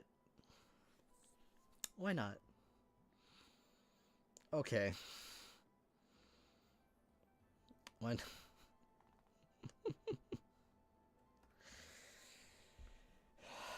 Oh. I don't know. God. I have not been in a Fire Emblem mood for a while, for the record, so this is going to be really interesting. For a number of reasons. It's true. No, I was devolving it. I probably should have transitioned this well. We were looking back. But I think I've covered most of the things I did this year at this point. As far as, like, the channel and all that. We could wrap that up, and then if we want to keep going, we can. But, yeah. I don't know. I think for me, this year has been interesting. But you're right. Yeah, this year has been an interesting experience, just as far as like the channel, as far as growing with making these videos and talking like and watching things. It's been nice to get back into watching anime again. Granted, obviously, I know some people would slam out way more anime than this, but I enjoyed myself with this. I found a new favorite. ReZero is so good. And honestly, these new opinions with Trails have been interesting. I still have a ways to go with Trails. But the funny thing is, in terms of actually playing them, Cold Steel 3 and Cold Steel 4, I'm basically halfway through Cold Steel now, gameplay-wise. I still have to make the videos. But that's kind of nuts to think about. So I'm getting there. I'm getting there. It just comes back to that. Yeah.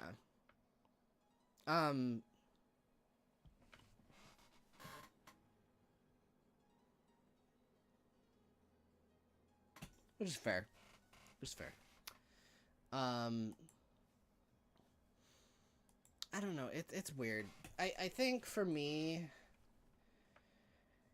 the difficult thing. Okay, going back to Mana for a second. All right. With Visions coming out, I do kind of want to make more Mana videos, but man, I don't think I'm gonna be able to. And I mean, also speaking honestly for a moment too. This is not confirmation that it's going to happen, but it's just free time, am I right? I have also off and on just like been like waiting for the opportunity or like motivation to cover Golden Sun Dark Dawn as well. But I know the Golden Sun videos have done not great. Like, that's funny enough, it's one of my favorite series ever. But I don't know. No one views my Golden Sun stuff really. But that's okay. But at the same time, like, okay, I need to get this off the table off the bat, alright? The big roadblock that I have for the Mana series right now, and what makes me just want to just keep doing Trails in comparison, is the next game on the list is Dawn of Mana. And that is... I don't want to... I don't want to talk about that game. I don't want to play that game. I'm debating potentially just skipping ahead to the Trials of Mana remake. But I don't know for sure if that's what I'm going to do. Again, none of this is confirmation that anything is going to happen. It's just me shooting the crap with you guys for a moment. Because there's like one thing with YouTube, obviously, is you want to usually try. I know it's like I'm prioritizing what I want to do first and foremost. But if things match up, it's cool. But like, I do want to have some consideration for timing, because considering Visions is coming out, it might not hurt to do something Mana related this next year.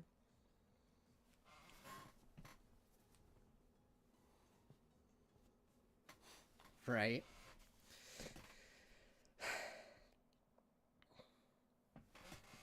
I don't know. It's weird.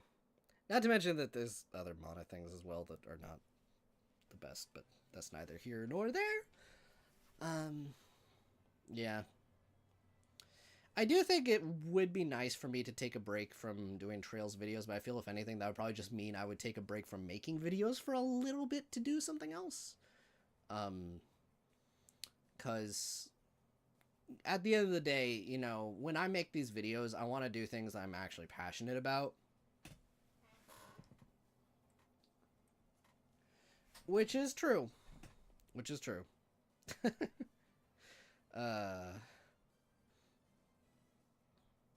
Yeah. Because that's like the thing, is like whatever I cover, I want to be passionate about it. Because if I'm not passionate about it, you guys will feel it in the video, I feel. And I have a lot of passion for Trails. Here's the shocking thing, all right? Like, coming back to this for a second, okay? I have never played a series that's done this to me, where I have spent since 2019 going through all of these and then gone back through and not had burnout. That has never happened to me before. Sure, I might get like temporary burnout, like, all right, I'm going to play like one game and then come back to it. But like, I've never had a series do that to me before. Like, it's nice, but also probably concerning. And sure, I've had some games that have been slower than others, and I had to take breaks from. On the first runs through, that was these two.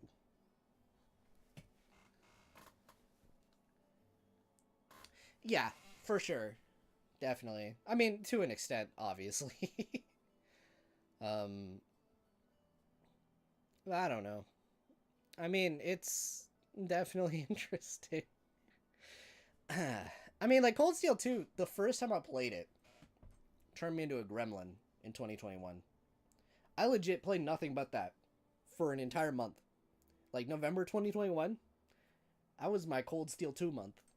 And I'm definitely bringing that up in the video, because it was insane. Like, I played through the whole game, and then I found out about the New Game Plus stuff, and I enjoyed the game so much, I just decided to play New Game Plus on the spot. Partially because I never did that with the other ones, and I just wanted to see what it was like. And it really wasn't that bad, in my opinion, but,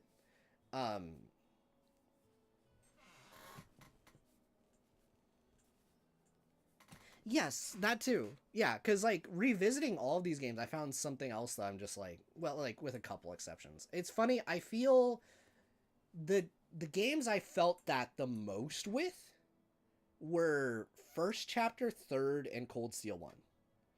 Zero, I feel like that one had the least setup-y things out of the bunch, ironically. I mean, it's there, but again, I think that's just, I just remembered the game really well, because cross-build just imprinted itself in my brain. But like, Cold Steel 1 and like was very subtle about it. Same with Sky First Chapter. Like, Cold Steel 1 feels like a very good spiritual successor to First Chapter. Like, in the sense that they both have a lot of things that I'm just like, what? Like, that was brought up this early, you know? Like, that's insane. And Sky Third, I mean, that one's well known how much that game sets up, obviously, because I think that one makes it a little bit more obvious that it's doing it in many ways. But yeah, First Chapter, Cold Steel 1, it's insane.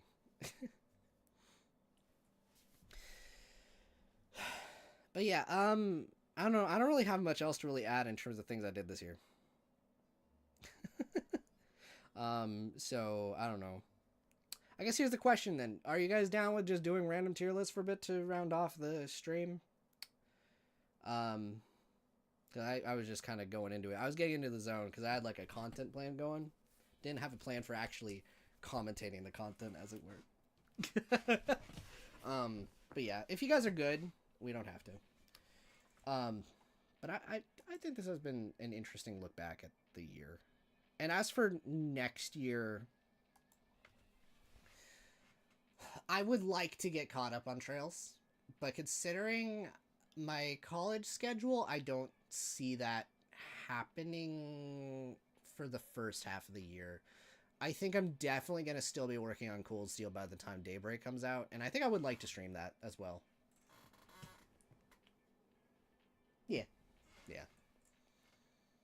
So, if anyone wants to bounce out after this, that's perfectly fine. So I'll just go ahead and just, yeah. I'll just talk about what I think my vague game plan is for next year, which may or may not be followed. You guys know how this is.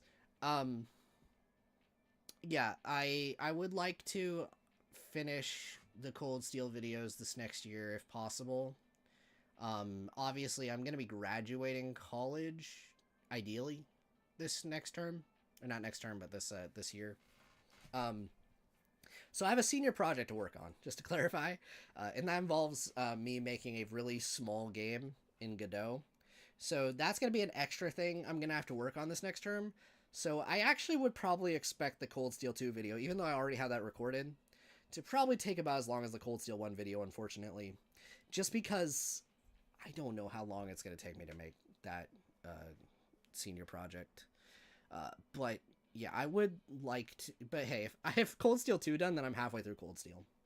And then after that, it'll be Cold Steel 3 for, hopefully, Reverie. And I have a feeling Daybreak will probably have to be next year. I may end up getting some kind of job when I'm out of college, obviously. I don't know what kind of job I'm going to get. Thinking maybe something IT so I could have some free time. That'd be nice. But, I don't know. We'll have to see what happens.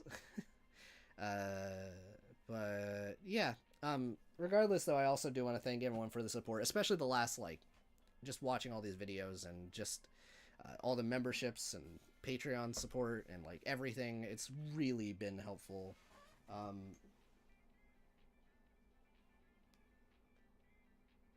Expand on that game. I made that in Scratch, actually. So that has no transferable code, unfortunately. But I'm thinking I'm just making like a simple top-down Zelda dungeon thing. So that'd be fun. So like that's also something that there's like lots of tutorials for. So I should be fine on that front. But yeah, I don't know. That's just some stuff, I guess. But yeah, in general, it's been really nice being able to just make these videos and seeing the reactions. I also just want to say the overwhelmingly positive reaction to the Cold Steel 1 video has been really nice, because I was kind of scared about that. For context stuff, in the community, that game is like it's like the first 3D game in the series, and it's also like the arc with some of the highest highs, but debatably some of the most messy writing in places. Like there's some decisions there, they're like really weird, and some decisions that just fundamentally rub old fans the wrong way. But coming back to it, I think it's actually written pretty well. It's just comparatively messy. But it has led to some really annoying discourse I've run into in the past. And you know, everyone's has their opinions, but it's led to situations where it's just like, oh, what am I walking into with this? But everyone really liked it, and I'm really happy. I think it helped that I made a really good argument for it, because I think Cold Steel 1's really good. And I wanted to give that one the time and dedication for that exact reason, because it's like I wanted to make it abundantly clear why I like it and why I think it's actually really good. And I think it really shone through. That Cold Steel 1 video right here, this one right here, The same as before. this one might be one of the videos I'm the most proud of now that I'm actually done and I've seen everyone react to it and stuff. The sucker has 102 likes with like a single dislike. It's only been out for 12 days. Yeah, and like all of the comments and stuff. I'm not gonna out anybody. Not that anybody said anything bad. And you know, that's been really nice. So thank you everyone so much, really. But okay. Anyway, that's enough of that. Hopefully I can get through more trail stuff next year and videos and all that. That's been good. So even with the persona mentioned, right? So yeah. Let's go ahead and move on. Right. So let's go ahead and just talk about tier list shenanigans. Yay! So if you guys are done or are gonna bounce, go ahead. We're gonna talk Fire Emblem now, I guess, because this is a series I like a lot and definitely is not gonna lead to any discourse whatsoever. Okay. Thank you.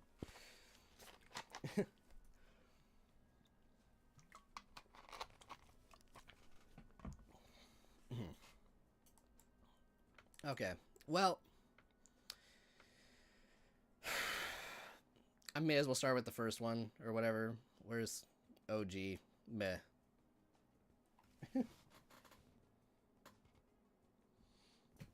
I'm not much for NES games, generally speaking.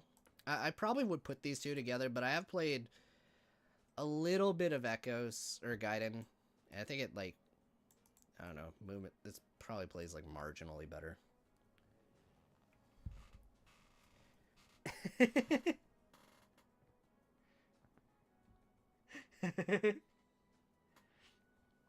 Oh, Snivy, you're really bringing that one up now, are you? One day.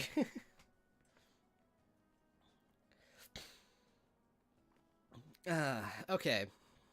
Fire Emblem Engage. I have not played too much of it. If I did beat it, I don't know. Maybe here. I know the gameplay is really good. Like, really, really good. But, man, the setting and characters I do not care for what I played. And not all of the character designs have been really wacky, but a lot of them have been. It's like a diet version of what Fire Emblem Heroes has become as far as that's concerned. Yeah.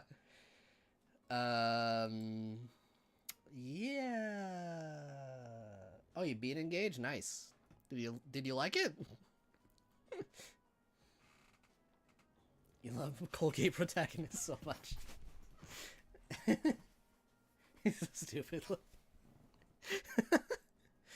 Okay. Speaking of which, Fire Emblem Heroes, meh. I don't know. It's probably top of D tier. I don't care for it.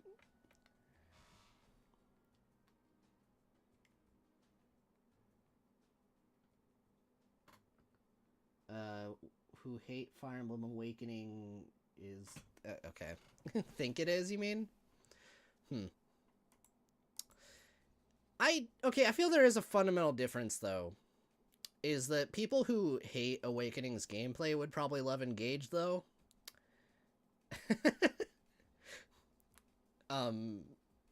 So I don't know, man. Fire Emblem fans just are murdering each other in the streets constantly, and I am sticking my head out in the middle of that right now.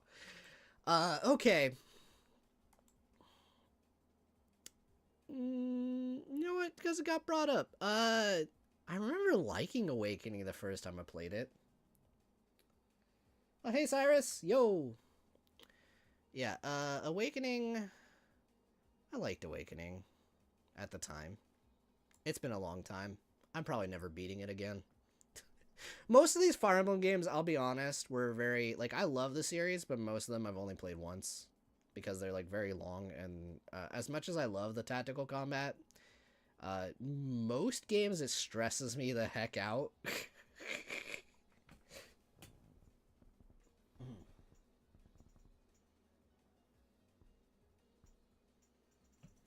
It's interesting. Well, here's the thing. There's also a lot of different opinions about the gameplay of Fire Emblem. Like a lot of modern ones are very about like skill comboing and like party building and oh, Snivy has donated a track. You guys can see who made it. We will listen to it. Why not?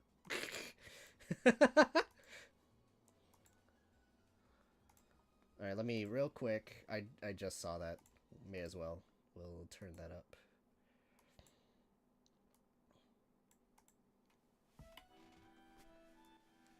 Beautiful. Anyway.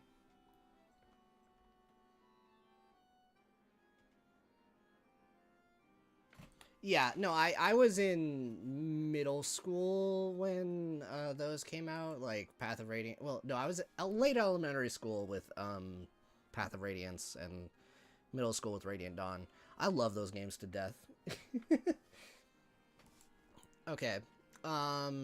So let's go ahead and put this here. Speaking of which, okay, personally speaking, I know Radiant Dawn has a lot of problems. I know. It's one of my favorites, though. It's either A or S. I'm putting it S for now. I love Radiant Dawn. I know it has issues. I don't really care. Path of Radiance is my favorite.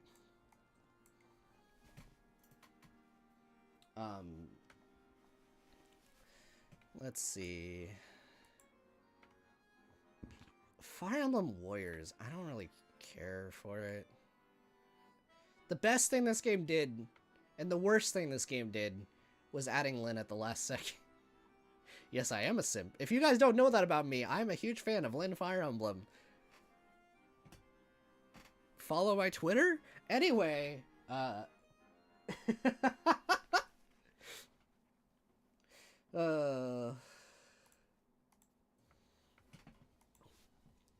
so, let's see. I dropped this game. I dropped 3 hopes so hard. You gotta also understand, alright? The 3 Houses Burnout was still fresh for one, and this didn't even have the Fire Emblem gameplay. It was Warrior stuff, so I'm just like... I tried streaming it with Snivy, and I think you guys, if you watch those streams, you could probably see the point my brain clocked out. Like, I'm... like, I did not enjoy it. Not that much, in my opinion.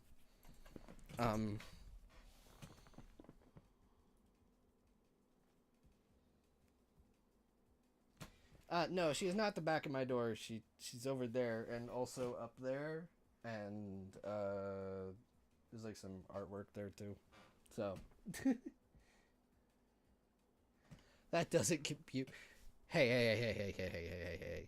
You gotta understand, I like Lyn, therefore I hate Fire Emblem Heroes.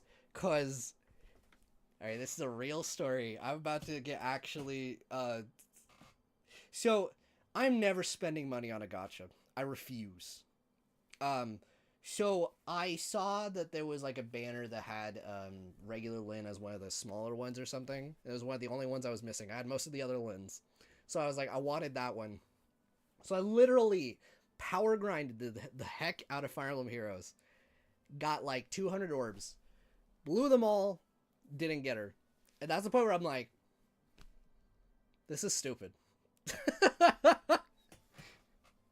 So, there you go.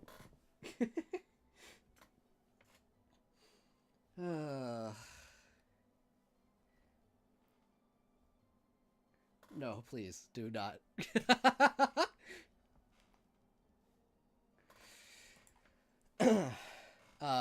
But no, I have other reasons to not like Heroes, but that was straw that broke the camel's back, to be honest. So, okay. Fire Emblem 3, I never played it. Let's just add a row below.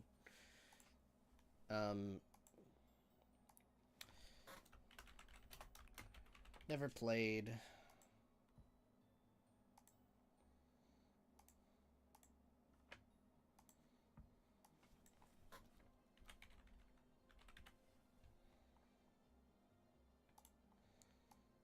I'm gonna do that, and then we'll put that there, and then yeah. We'll move that up. There we go. Okay. And you know what? I could put that into that category, actually. That seems fair to me. We may need to delete this row, then. Okay. Cool. Alright, so moving on from that. There are so many Fire Emblem games. Yeah, Fire Emblem 3 I never played. I played its remake, though. Where is Fire Emblem 3? Yeah.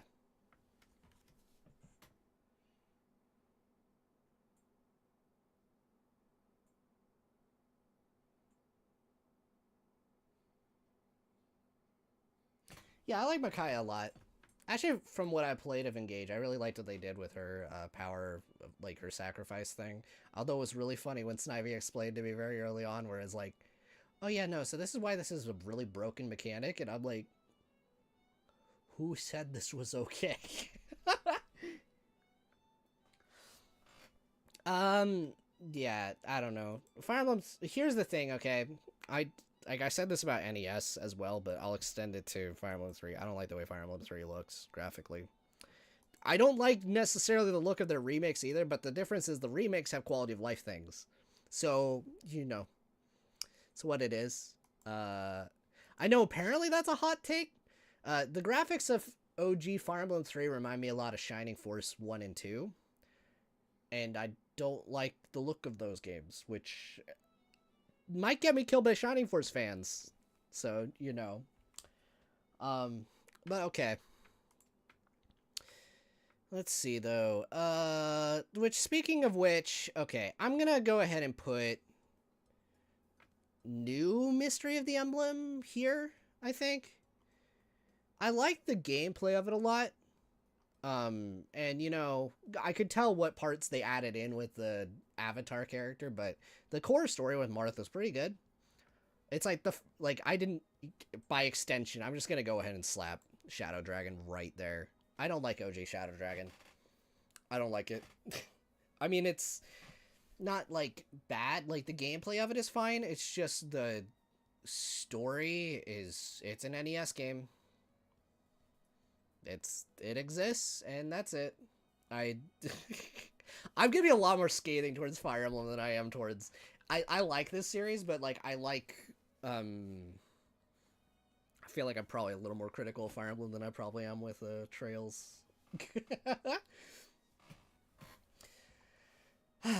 Okay. But yeah, I don't know. Shadow Dragon it's a game. But, you know, if you actually gave this to someone as a first one, it's probably not a bad one for getting people used to permadeath and stuff.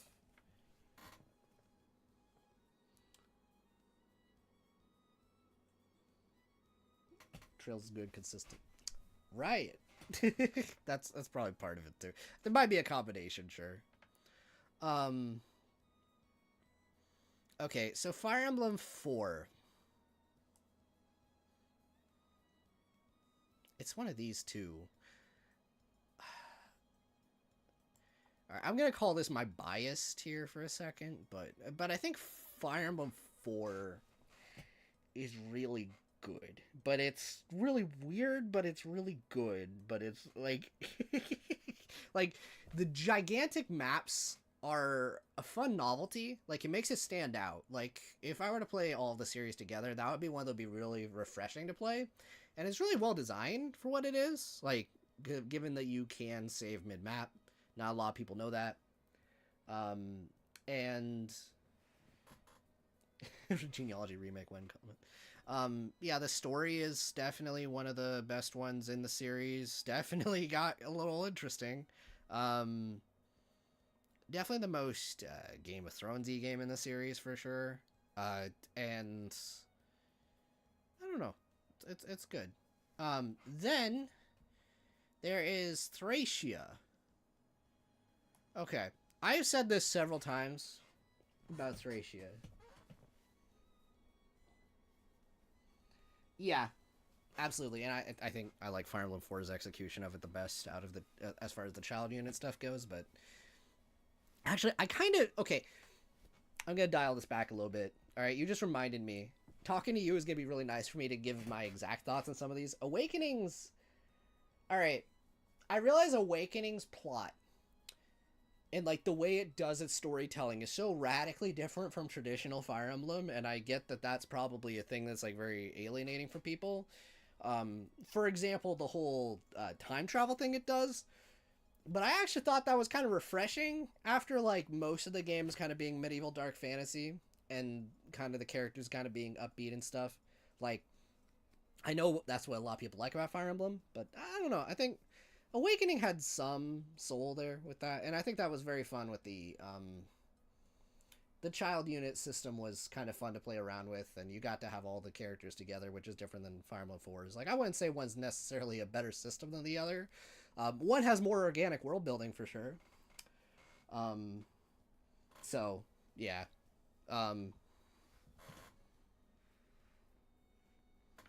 Yeah, so I'll go with that, but as for Fire Emblem 5, Thracia 776, I'm putting it in B tier because there are parts of this game that are here, and there's parts of this game that are here and or lower. There are a lot of cool things in it. I think it has one of the best written stories in the series.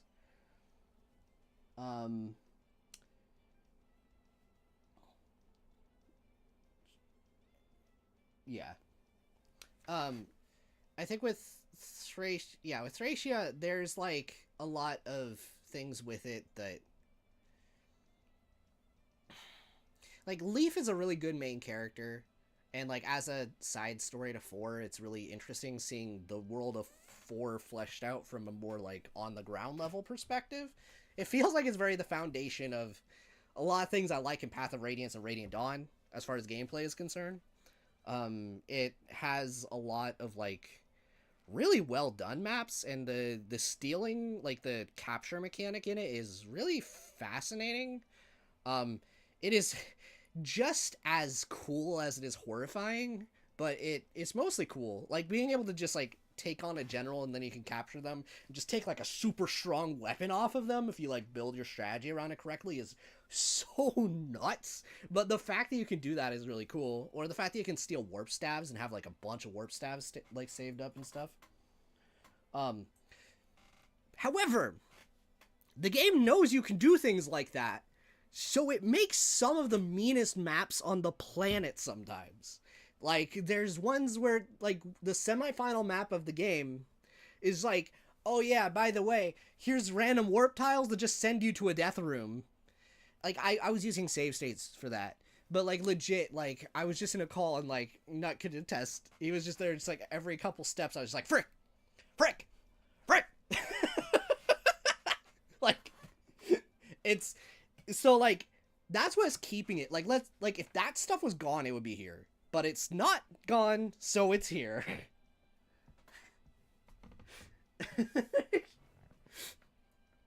So, yeah. Yeah. Yeah. Overall, I don't know. It is simultaneously the best and worst Fire Emblem game at the same time, and that deserves an award. Okay. Moving on from that.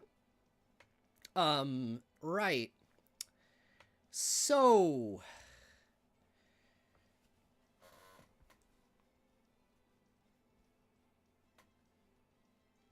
LP Kangaroo to my SG fans? What are you talking about? L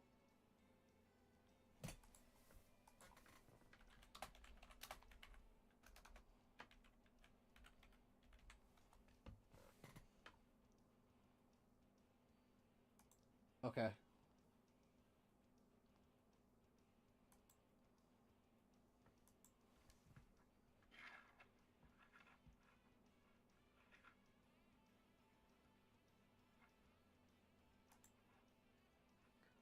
What are you talking about?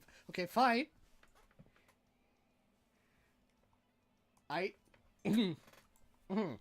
Right, so Fire Emblem 6, Roy's game.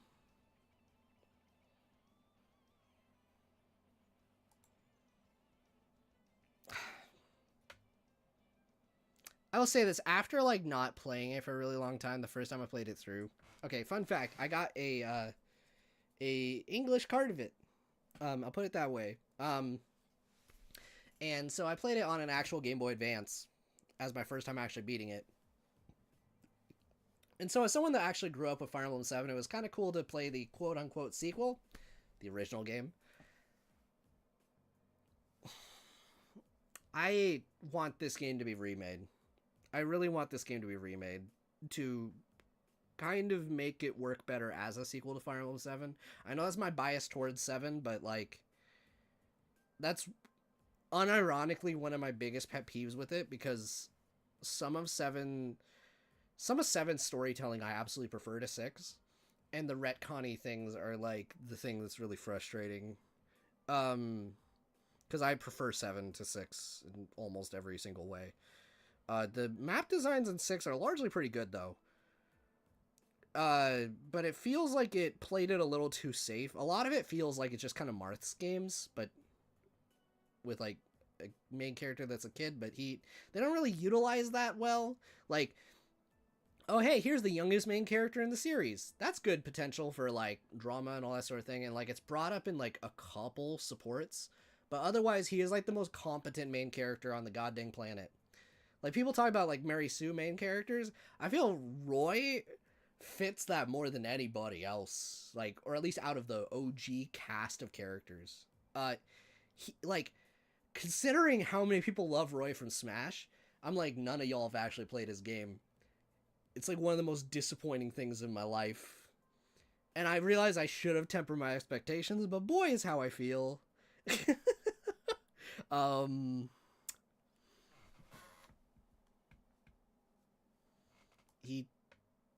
He is a character, but I don't know, I'll put it B tier. But I should mention, the highs of this stomp all over this game, like ba ba ba ba ba. But like, yeah, I just need to remind you again, half this game is not good.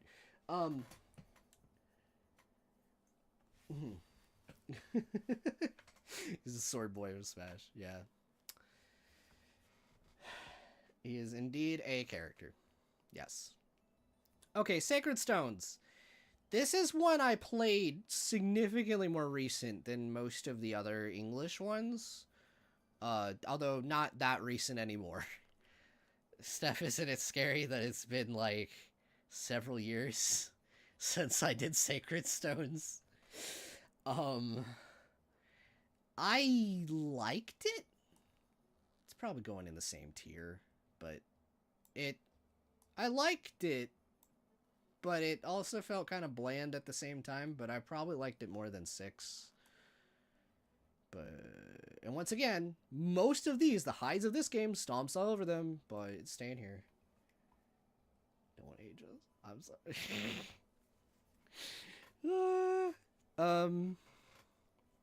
So, okay.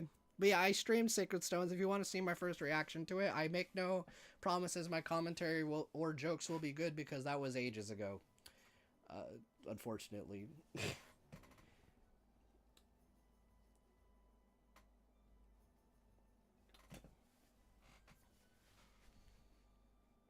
I mean, yeah, I was like Awakening before Awakening. There's arguments to be made that it isn't as busted as Awakening balance-wise, and probably has better maps than Awakening. But then Awakening has, like, the sheer insanity you can do with the character building that you can't do in Sacred Stones. So actually, I could put it above New Mystery for me. Oh, God. But yeah, the maps of this one can be really good when they're really good, but man, it's okay. Right, moving on from that. Fire Emblem 7. This was my baby. I have a lot of bias and nostalgia. I'll put it A tier. Alright, it has Lyn in it. And it has Eliwood, who I like. Hector. Everybody likes Hector. The three main characters there have really great like chemistry with each other. The music's pretty good. The presentation, like, just stomps all over this one over here. In general, the lore and world building was really cool with like Authos and stuff like that. Like the whole like dragon stuff. It's really funny the way it hypes up dragons, and then you play Fire Emblem 6 and it's like, oh yeah, no, dragons are free. It's like, oh, okay. Hector makes it you make a very valid argument. It has pretty good maps. It's one of the easier games in the series. I will say this is functionally S tier. This is just my Genma's personal fave tier up here, okay? I will say this. There are some, like, plot hole things, and I brought up before that if I had personal feelings, I probably would put it here. So I'll probably put it there. But I will address that it does have most of the problems prequels fall into, but I had the benefit of playing it first. And it's why I want this one to be remade, so I feel validated. Because it's just, this one's like, this story's weaker anyway. Just make it, anyway, fun. I never actually did play Hector Root, but I know the gist of what happens in the game at that point. It's just like I said, most of these games, it's like I never played them through. Here's the funny thing, fake fan thing. Most Fire Emblem games I play on like higher difficulties, but not the highest. And Hector's is like up there. It's up there.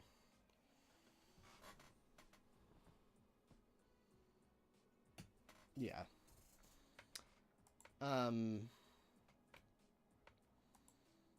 So, yeah, personal feelings, it goes here. But, okay, Echoes.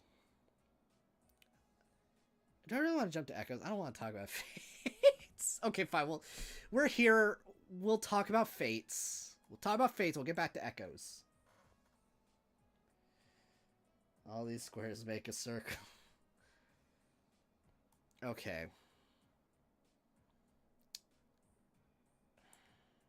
Birthright. Okay, here's the interesting dynamic these have.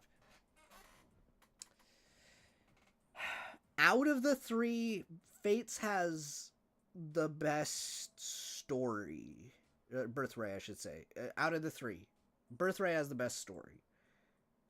And I like the Japanese aesthetic, and like the music is really good, and like a lot of the character designs are a lot better than Awakenings in my opinion across all three of these games. And I like a lot of the things Fates goes for.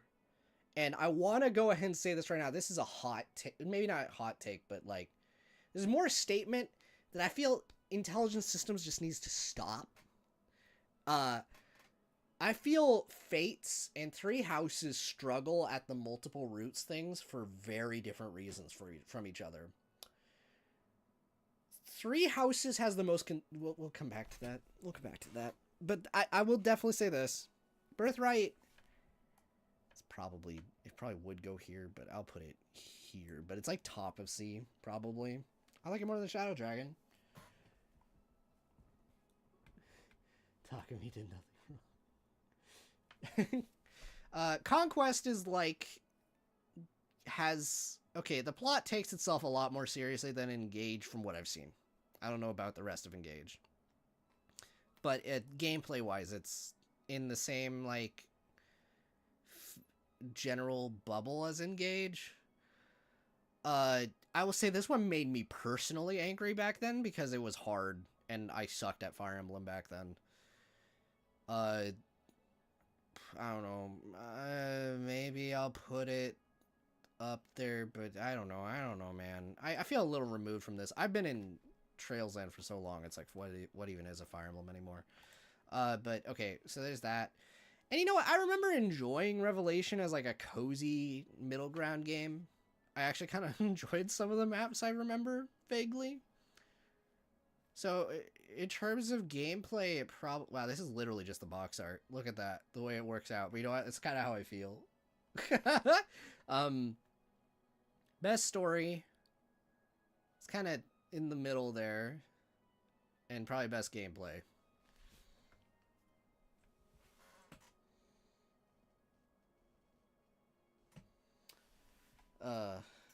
Okay. So I don't know. They're characters, I guess. Echoes. Okay, so Echoes is a weird case. I love the story and especially love the presentation. The voice acting, the music, the way battles animate in that game, the way and I also do kind of like the structure of it with like the world map and everything, the way that game does it. I like the two characters you can control simultaneously. I like the cast. It's probably one of my favorite casts in the series. Like probably second only to Path of Radiance, and I mean that. Like it's a really good game. It's just it still is on the foundation of this game's gameplay. And so it has a lot of rough things in there. But it has a really good game loop. Like the way the combat feels is really fun. Like it feels like a prototype for Shining Force, which is a good series. It's fun. And being able to like explore around and like go to towns and like talk to NPCs and stuff is a lot of fun. It is so different from like the rest of these for the most part.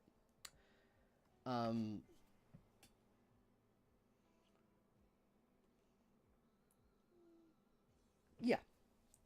So I can definitely say this. I like it a lot. I think it deserves A tier. Like those problems keep it from being here, but it's really good. I like it. Okay. I only played Encore of this for the record. I did play Tokyo Mirage Sessions. Alright. What do I even think of this game?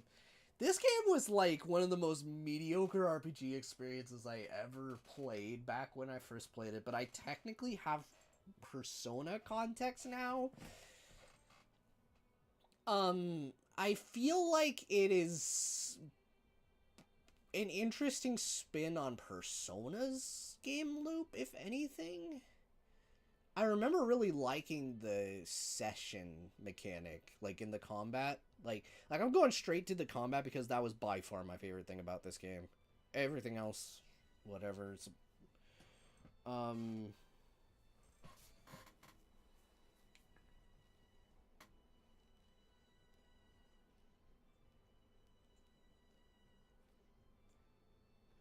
Wait, why has it become invalid?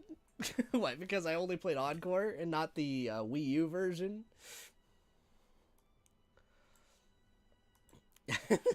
Or, like, okay.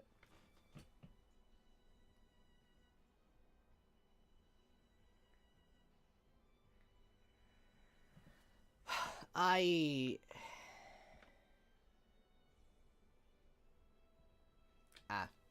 see. It's really weird to evaluate these next to the rest. I don't know. It's at least C. Well, C is the bottom, technically, as we've established on this one.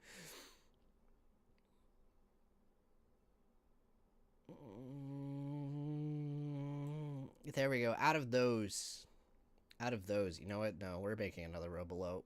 We're making another one below. All right, we'll call this D. Obviously. Okay.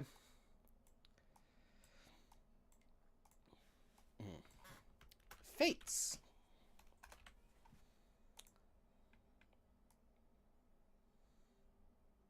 You know what, actually? No, that's how I feel. I think. Here's the thing. Turn this into a different game. Do it, Atlas.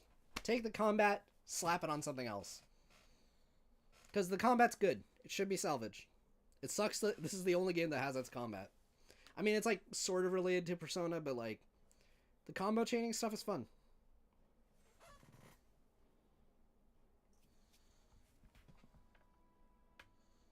That's all I gotta say to it. Just salvage the combat. Please.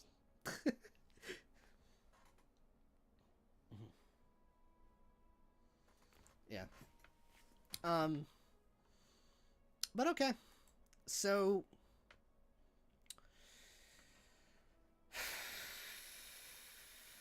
we're up to the big ones.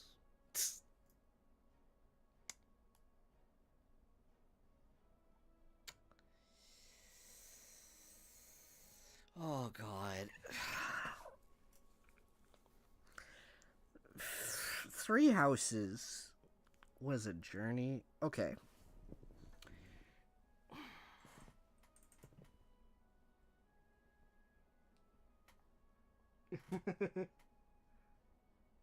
No, it's not.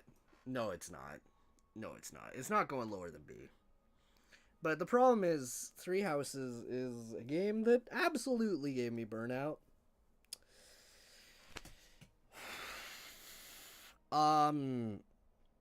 I'll say this, okay? Something the Fates absolutely has over Three Houses is the fact that every route feels very distinct. When you're playing Birthright, you have like a lot of freedom for exploring around and grinding, and you have class sets that are only in Birthright, and the order you do the maps is like completely different from Conquest, and the story feel is definitely a lot more like traditional Fire Emblem and that sort of thing. Like, you're going through all that in Birthright, okay? Then you have Conquest, which has a bonker story. We won't talk about that.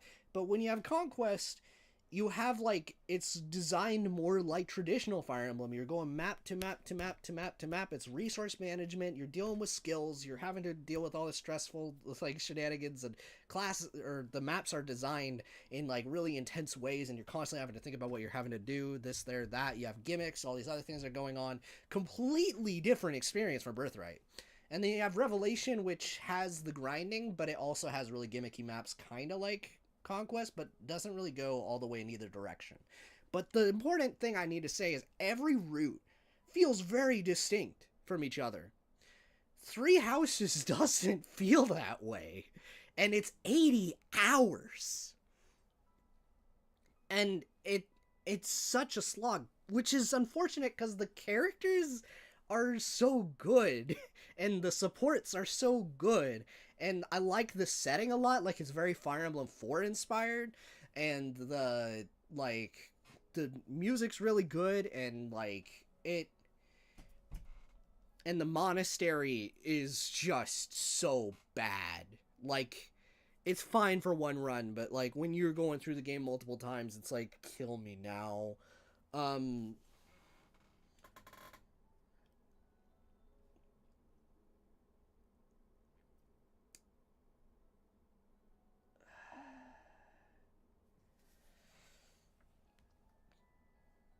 I did not like the church route at all. I'm putting it here, but oh my god.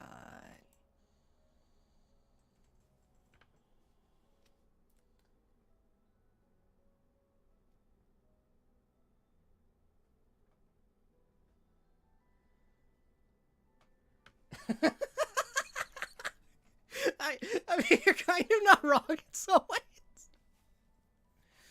But here's the thing, alright? Like, it is better than Fates in, like, in terms of that, but, like, I'll say this, I really wish the routes felt different. I really wish they felt different. It's so frustrating. Like, I'm just like, at this point, you're either phoning it in the story or you're phoning it in the gameplay. Could you just do a single route? Just do a single route, make it good. Just make a game. Okay? Okay. Anyway. It's fine.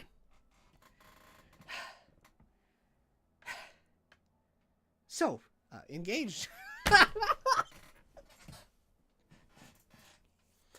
Okay, Engage gave me that. I don't have an opinion. I never beat it. It's going in here. It's not dropped. It's just on indefinite and hiatus.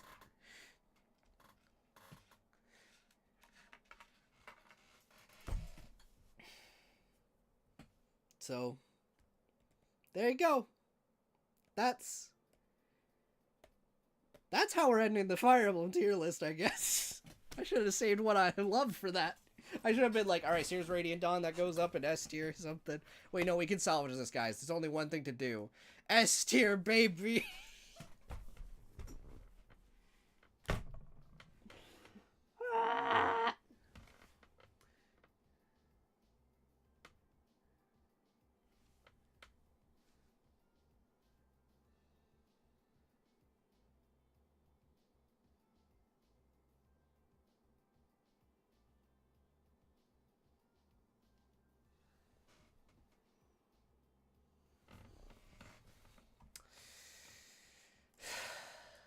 So, I don't know why I even had this here.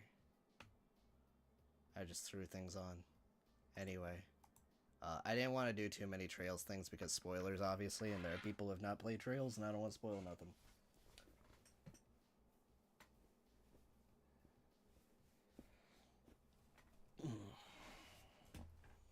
So, overall, this has been fun.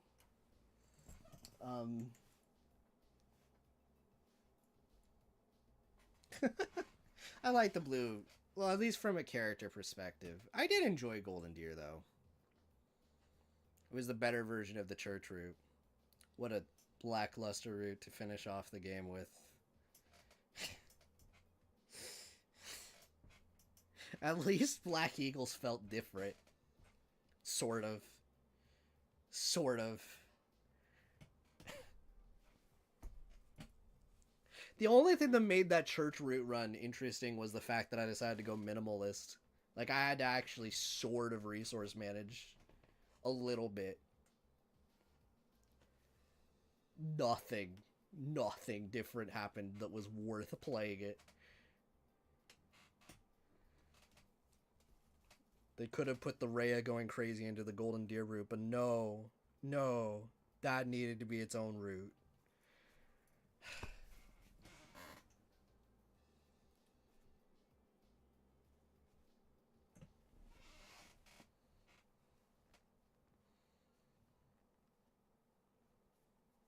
I don't know, I thought Black Eagles added some fun, like, alright, you know, hey, we're sticking to the system, and the fight against Rhea in that one actually felt kind of weirdly satisfying. Like, okay, yeah, we got to see what happens when you get on Rhea's bad side and see how that goes, and just kind of see how downhill things go. Like, that was kind of fun, and the maps actually kind of at least went backwards.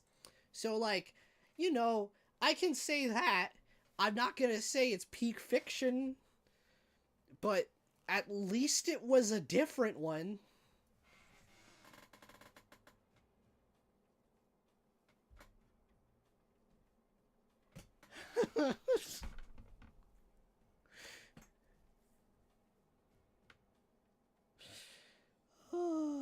Monastery day started. Need to go to the kitchen. Select several characters. Get their points up. Go to fish. Get the fish. Now I have fish. Walk to Flame. Give it to Flame. Found an item. Walk to NPC. Is this your item? No. Is this your item? No. Is this your item? Is this your item? Is this your item? Is this your item? Is this your item? Is this your item? Is this your item? Is this your item? Is this your item? Yep. Sorry, I was leaning into the bit a little bit.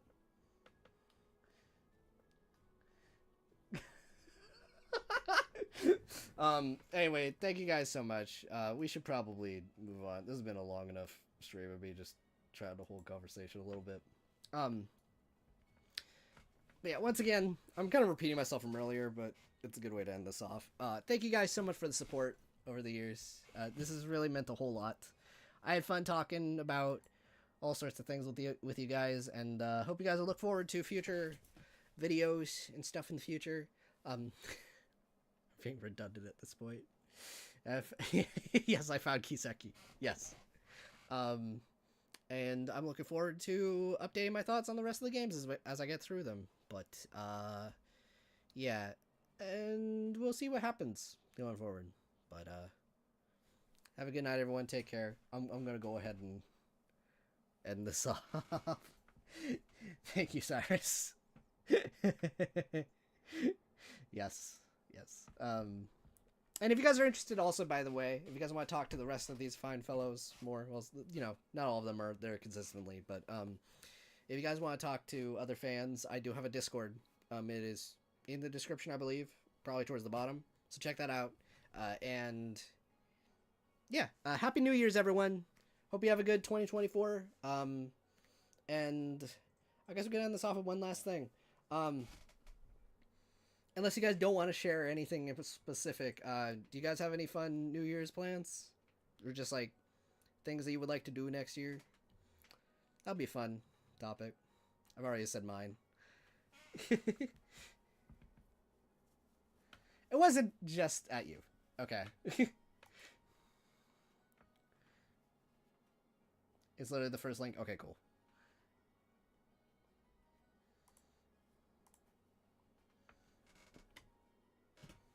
Yeah. I mean, it's just practice and looking at how other people do things, really, and just, I don't know, messing around, really. I know I use DaVinci Resolve now, but I used to use Camtasia for the longest time. But with every update, Camtasia got worse. So, but DaVinci Resolve has been pretty easy to use. So, get more hobbies? That's nice.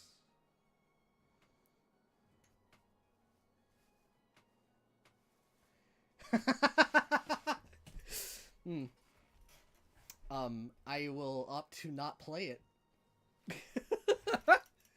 I'm gonna be real. There's a real chance if I find out that like Fire Emblem, like they announced and it's like, oh, here's like one of the multiple routes, I may not play that sucker. You guys already know, like I just decided to just not play much Engage, and I don't know, man.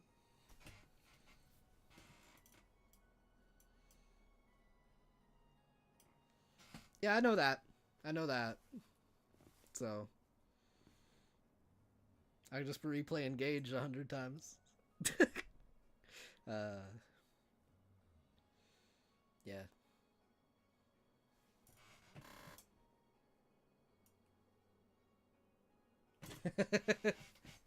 Okay. Well, either way, thank you guys so much for tuning in. Hope you have a great 2024, and hope all of those goals, except for Nuts, come true. I'm sorry, Nut, but get a better wish, mother. All right, have a good one, guys. See you later.